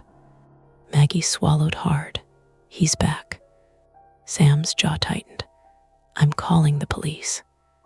"No," Maggie said sharply, though her voice cracked. "Not yet. What if it's nothing? What if they think we're overreacting?" She hated how her voice trembled, how small she felt. The break-in last month had left a scar, not just physical damage to the doorframe, but a deeper wound in her trust of the world. She kept telling herself she wasn't paranoid, that she could handle it. But every unfamiliar noise frayed her nerves further. Sam closed his eyes for a moment, then nodded. "Okay, we stay inside. No one opens the door until they get here." "Good." Maggie leaned against the wall, trying to steady her breathing. But her pulse was thumping in her ears like a hammer. The minutes dragged, filled only by the steady patter of rain on the windows and the distant hum of cars passing. Then, a sudden blackout plunged the whole block into darkness. The street lamp outside flickered once, twice, then died, swallowing the man's figure and the world beyond in shadow. Sam cursed under his breath and checked the breaker box near the kitchen door. Everything was on. "Must be the grid," he said. "A power outage." Maggie's stomach knotted. Without power, their security cameras were useless, and their phones, already weak from patchy reception, could lose signal at any time. She glanced toward the window, her eyes searching for the faintest silhouette. "Do you think he could have done this?" Maggie's voice was barely a whisper. Sam shook his head. "No, probably just the storm or something with the wires. But now the cops will take longer. She wanted to believe him, wanted to swallow down the gnawing fear curling up inside. But the silence pressed heavy, the blackout turning the familiar street outside into an unknown dark maze. Then came the knocking, slow, methodical, sharp against the wood of their front door. Maggie jumped, heart leaping into her throat. Sam's hand moved to his pocket, where he kept a small flashlight. "Who is it?" Sam called through the darkness. No answer. "Police," a voice said, rough and low. "Open up." Maggie relaxed slightly. Thank God. Sam moved toward the door, but Maggie stopped him again. "Wait." The voice didn't sound like a police officer's. It was deeper, and there was a hard edge to it, not the calm authority she expected. "Who is it?" she demanded. Silence. Then the knock came again, harder this time. Sam glanced back at her. "We should open. What if they're stuck outside?" Maggie's mouth was dry. "I don't know. Something's wrong." She noticed the window across the street. The man's apartment was dark, but she could swear she saw a faint movement behind the curtain, like a shadow slipping out of sight. The power wasn't just out for them. The whole block was swallowed by darkness. Her phone buzzed again. A new message, "Let me in." She gasped and looked at Sam. His face was pale. "Someone's messing with us," he said, voice low. "This isn't random." The fear surged up, sharp and suffocating. Maggie's private flaw, the tendency to overthink, to spiral, was no longer just mental. It was real.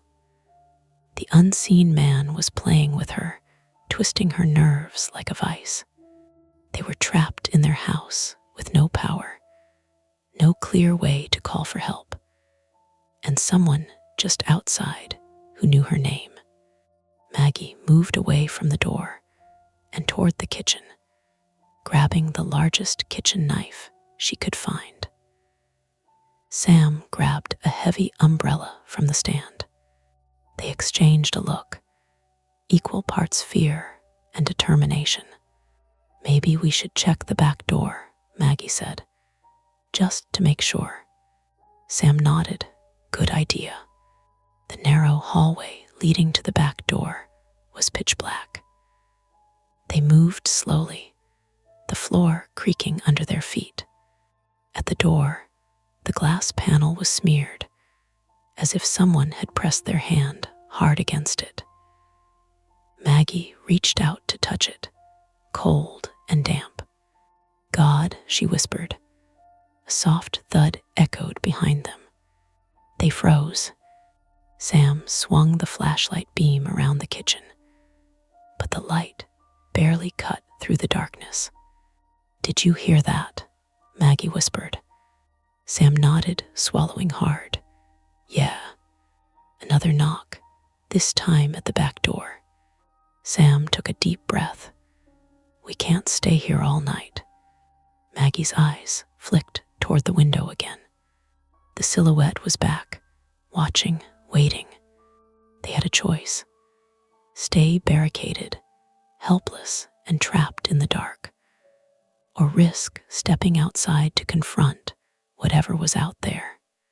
And as the rain began to tap again on the roof, heavier this time, the decision hung over them like the weight of the night itself. The hallway was a ribbon of black, broken only by the weak beam of Sam's flashlight. It bounced over framed photos, a crooked calendar, and finally settled on the back door. The glass panel was smeared with handprints, smudged circles of desperation or menace. It was impossible to tell. The rain had slowed to a mist now, tapping softly on the roof, a faint counterpoint to the the pounding in Maggie's chest. "Okay," Sam said, voice low. "I'm going to open it a crack, just enough to see who's out there." Maggie's fingers curled tighter around the kitchen knife, her knuckles white. "Be careful." Sam nodded and turned the knob slowly. The door creaked open a sliver, barely wide enough to peer through. Silence. The street beyond was washed in thick shadow, broken only by the faint amber glow of a street lamp 2 houses down.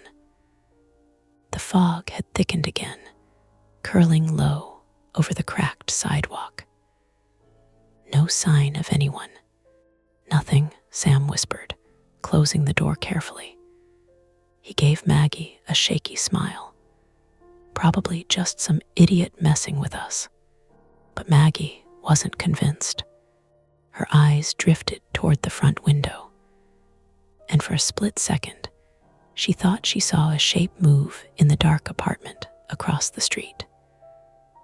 A slow, subtle shift behind the curtain, like a breath held just too long. Her breath caught Sam look. He followed her gaze, but saw only empty darkness. "Maybe it's the fog," he said, though the uncertainty in his voice betrayed him. They retreated to the kitchen, the only room with a window facing the street. The blackout had rendered all their usual lines of defense useless. No cameras, no external lights, no way to call for help beyond their shaky cell signals.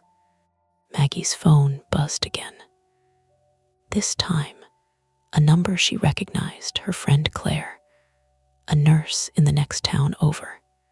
"Hey, Claire," Maggie whispered, relief flooding her voice. "Power's out here. There's someone outside. We're scared." Claire's voice came clear, calm. "Have you called the police yet?" Maggie shook her head. "No, not sure what to say." Claire sighed. "Call, even if it's nothing. They can check the neighborhood." Maggie glanced at Sam, who gave a reluctant nod. The call connected, but the line crackled, then went dead. "Damn it," Sam cursed. "Cell towers must be overwhelmed." Maggie sank into a chair, rubbing her temples. "Okay, we need a plan," she said. "We can't just sit here waiting for whoever's out there to make the next move." Sam paced, flashlight in hand. The police might not come until morning with the blackout. What if we try to get to the neighbor's house? Mr. Andrews, 2 doors down. He's got a landline. Maggie nodded. "I'll come with you." "Wait," Sam said. "It's dark, foggy, and that guy is still out there somewhere." The memory of the shadow slipping behind the curtain was vivid. "Maybe if we stick close to the walls, stay in the shadows ourselves." Maggie trailed off, already moving toward the door. Sam grabbed the umbrella. "All right, let's do it." Outside, the rain had all but stopped.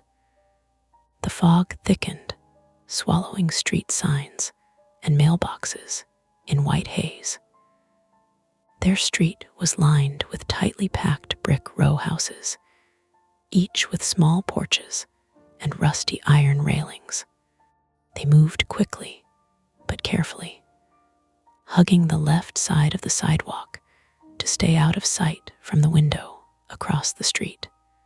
About halfway to Mr. Andrews's door, a sudden sound stopped them cold, a faint scraping, like metal on brick, coming from the alley beside the corner house. Sam flicked the flashlight toward the alley's mouth. "Nothing." Maggie's heart pounded. "Did you hear that?" "Yeah," Sam whispered. "Could be a raccoon or trash cans knocking over." They pressed on. As they reached the neighbor's porch, Sam rang the bell. No answer. He rattled the door handle, It was locked tight. "Damn," he said. "No one home." Maggie exhaled sharply, frustration and fear gnawing at her. "Back home, then?" she asked. Before Sam could answer, a bright, piercing light flooded the street from the opposite end. The patrol car's headlights cutting through the fog. Maggie felt a surge of hope. The police. The cruiser rolled slowly down their block, lights flashing faintly in the thick mist. But as it passed, the driver glanced briefly toward their house, then sped off without stopping. "No," Maggie muttered. "They saw us. They just ignored us." Sam frowned. "Maybe they're busy elsewhere." Maggie's phone buzzed again. New message from the unknown number. "You can't hide." Her hands trembled as she showed it to Sam. His jaw clenched. "This is serious. We need to lock down the house now." Back inside, they bolted doors and drew curtains. The blackout left the house cold and dark, except for the faint glow of Maggie's dying phone battery. An hour passed in tense silence, broken only by the occasional distant siren or the whisper of the wind. Suddenly, a loud bang echoed from the front porch, something heavy hitting the wood steps. Maggie jumped to her feet, clutching the knife. Sam switched on the flashlight, peering through the peephole. There, sprawled on the steps, was a small black cat, drenched and shaking. Maggie's breath caught in relief. "It's just a cat." Sam laughed softly. "For a second, I thought." Before he could finish, a heavy knock came again, this time at the back door. Maggie froze. "No, not again." Sam shook his head. "I'm going to check. Stay here." She watched him move to the door and open it slowly. No one, but the back porch light, an old bulb on a motion sensor, flickered on, revealing a muddy footprint smeared across the doorstep. Sam's face went pale. Someone been here. Maggie's throat tightened. Her body ached with exhaustion, and her nerves were raw. The flood of adrenaline made her hands shake uncontrollably. "Can we call someone? Anyone?" Sam shook his head. No signal, no power. They stood in the dark kitchen, the weight of the night pressing in. Maggie's phone buzzed once more. A final message. "It's time." Her breath hitched. Sam grabbed her hand. "We can't wait any longer." The front door creaked open. The front door swung open with a slow, groaning creak, the hinges protesting in the thick silence. Maggie's heart slammed in her chest as Sam shoved her behind the kitchen island. The flashlight in his hand trembled, casting jagged shadows across the dim room. The air smelled of wet earth and something metallic, cold sweat, or perhaps fear. "Stay quiet," Sam hissed, eyes scanning the dark hallway beyond the door. Maggie's breath caught. The flickering porch light barely penetrated the gloom outside, but she could feel the presence waiting just beyond their threshold. Footsteps soft, careful crossed the porch. Then, the slow drag of something heavy. Sam gripped the umbrella tighter.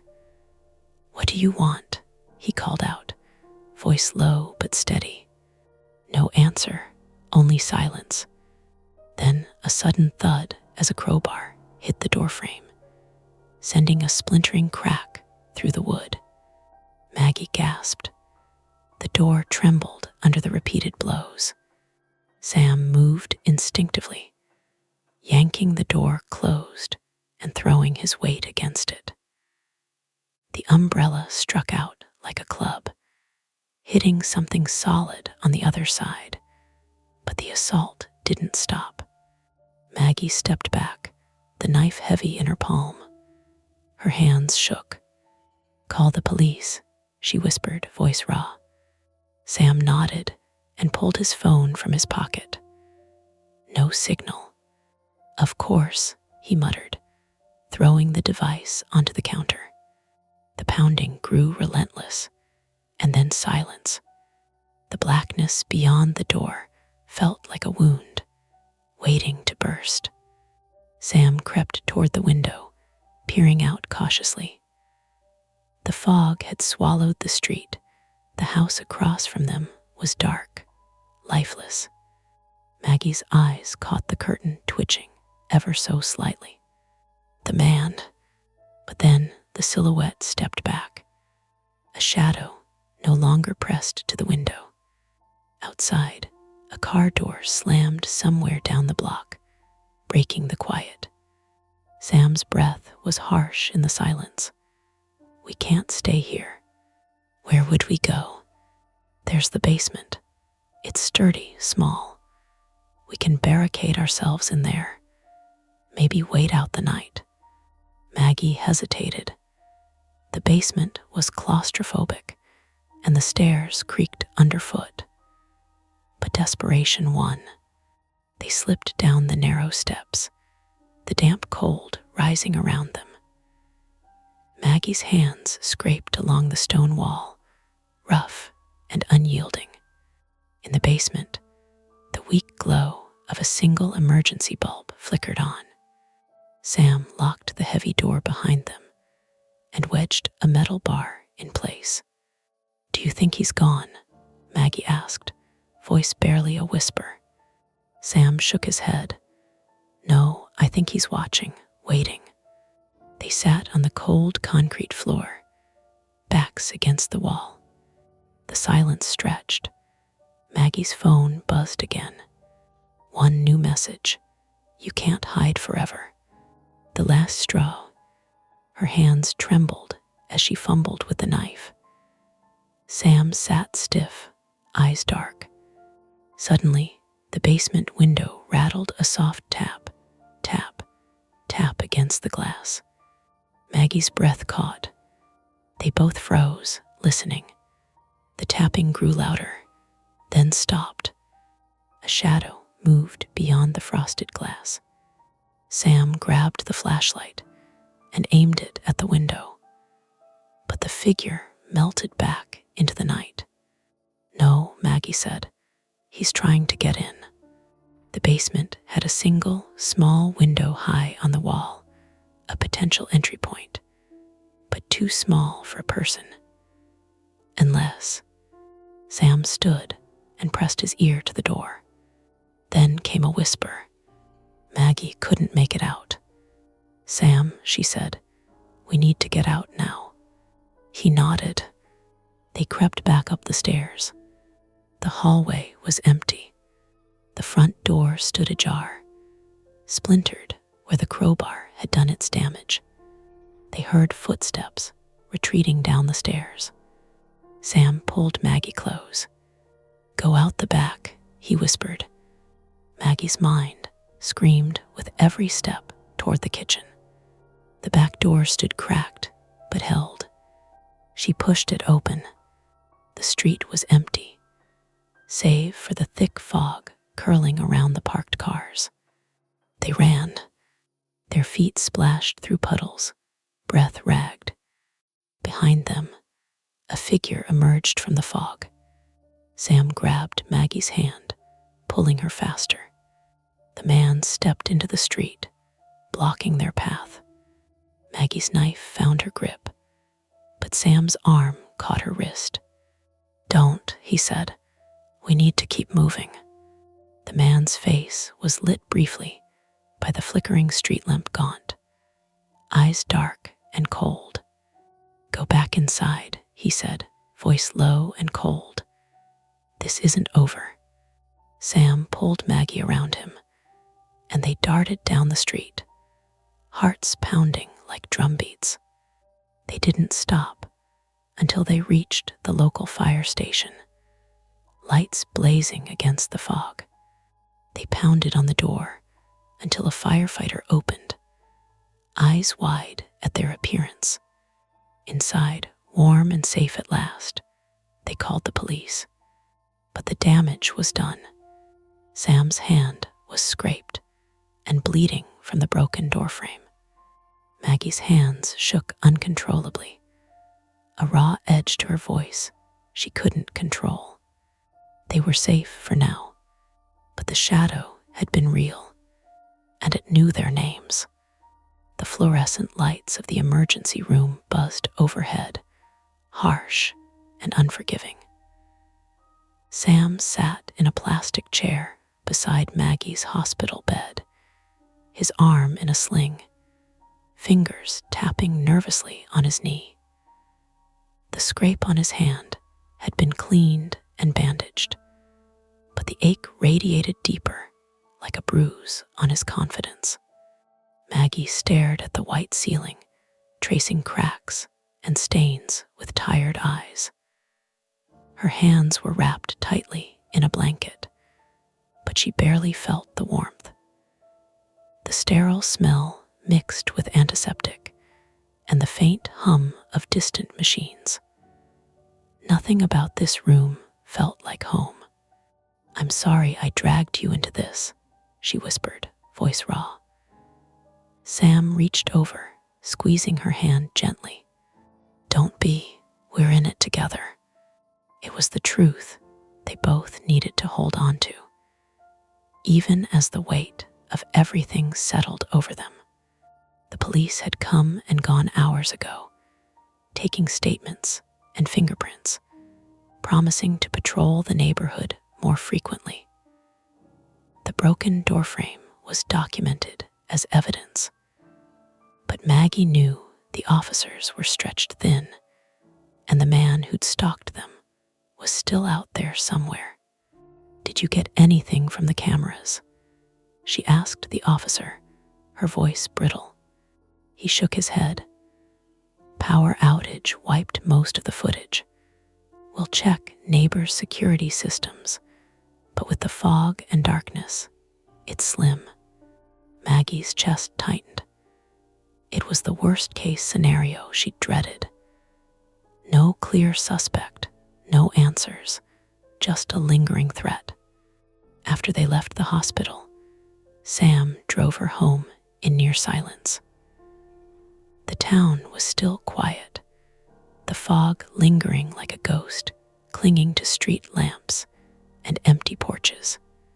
Their house was boarded up, now windows shuttered, doors reinforced. It looked more like a fortress than a home. Inside, the air was cold, stale. Maggie paced, hands shoved deep in her coat pockets. "I can't stay here," she said finally, voice trembling. "Not yet." Sam nodded. "We can find a place for a while. You need space to breathe." Her mind raced. What would it mean to leave the neighborhood, to abandon everything they'd built? But the idea of staying here, knowing that shadow lurked just beyond the window, was unbearable. Over the next few days, Maggie barely slept. Every creak in the house, every flicker of a passing car's headlights, sent her heart racing.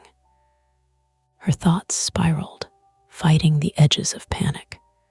She found herself double-checking locks, peering through curtains at all hours, even when Sam was home. "You're safe," he'd say, but his own eyes betrayed a growing exhaustion.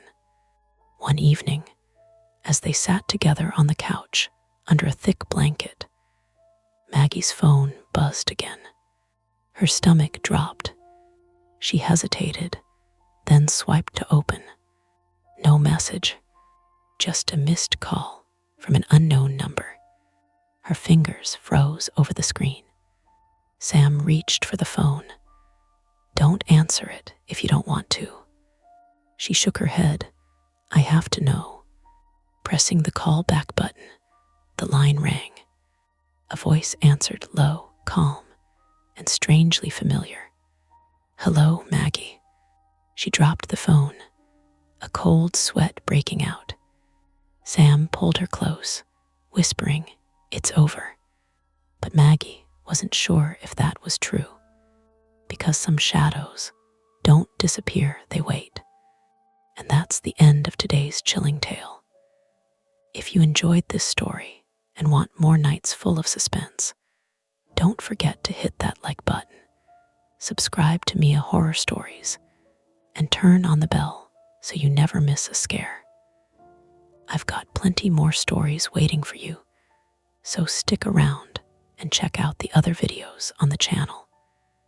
Thanks for watching, and until next time, stay safe and don't look behind you.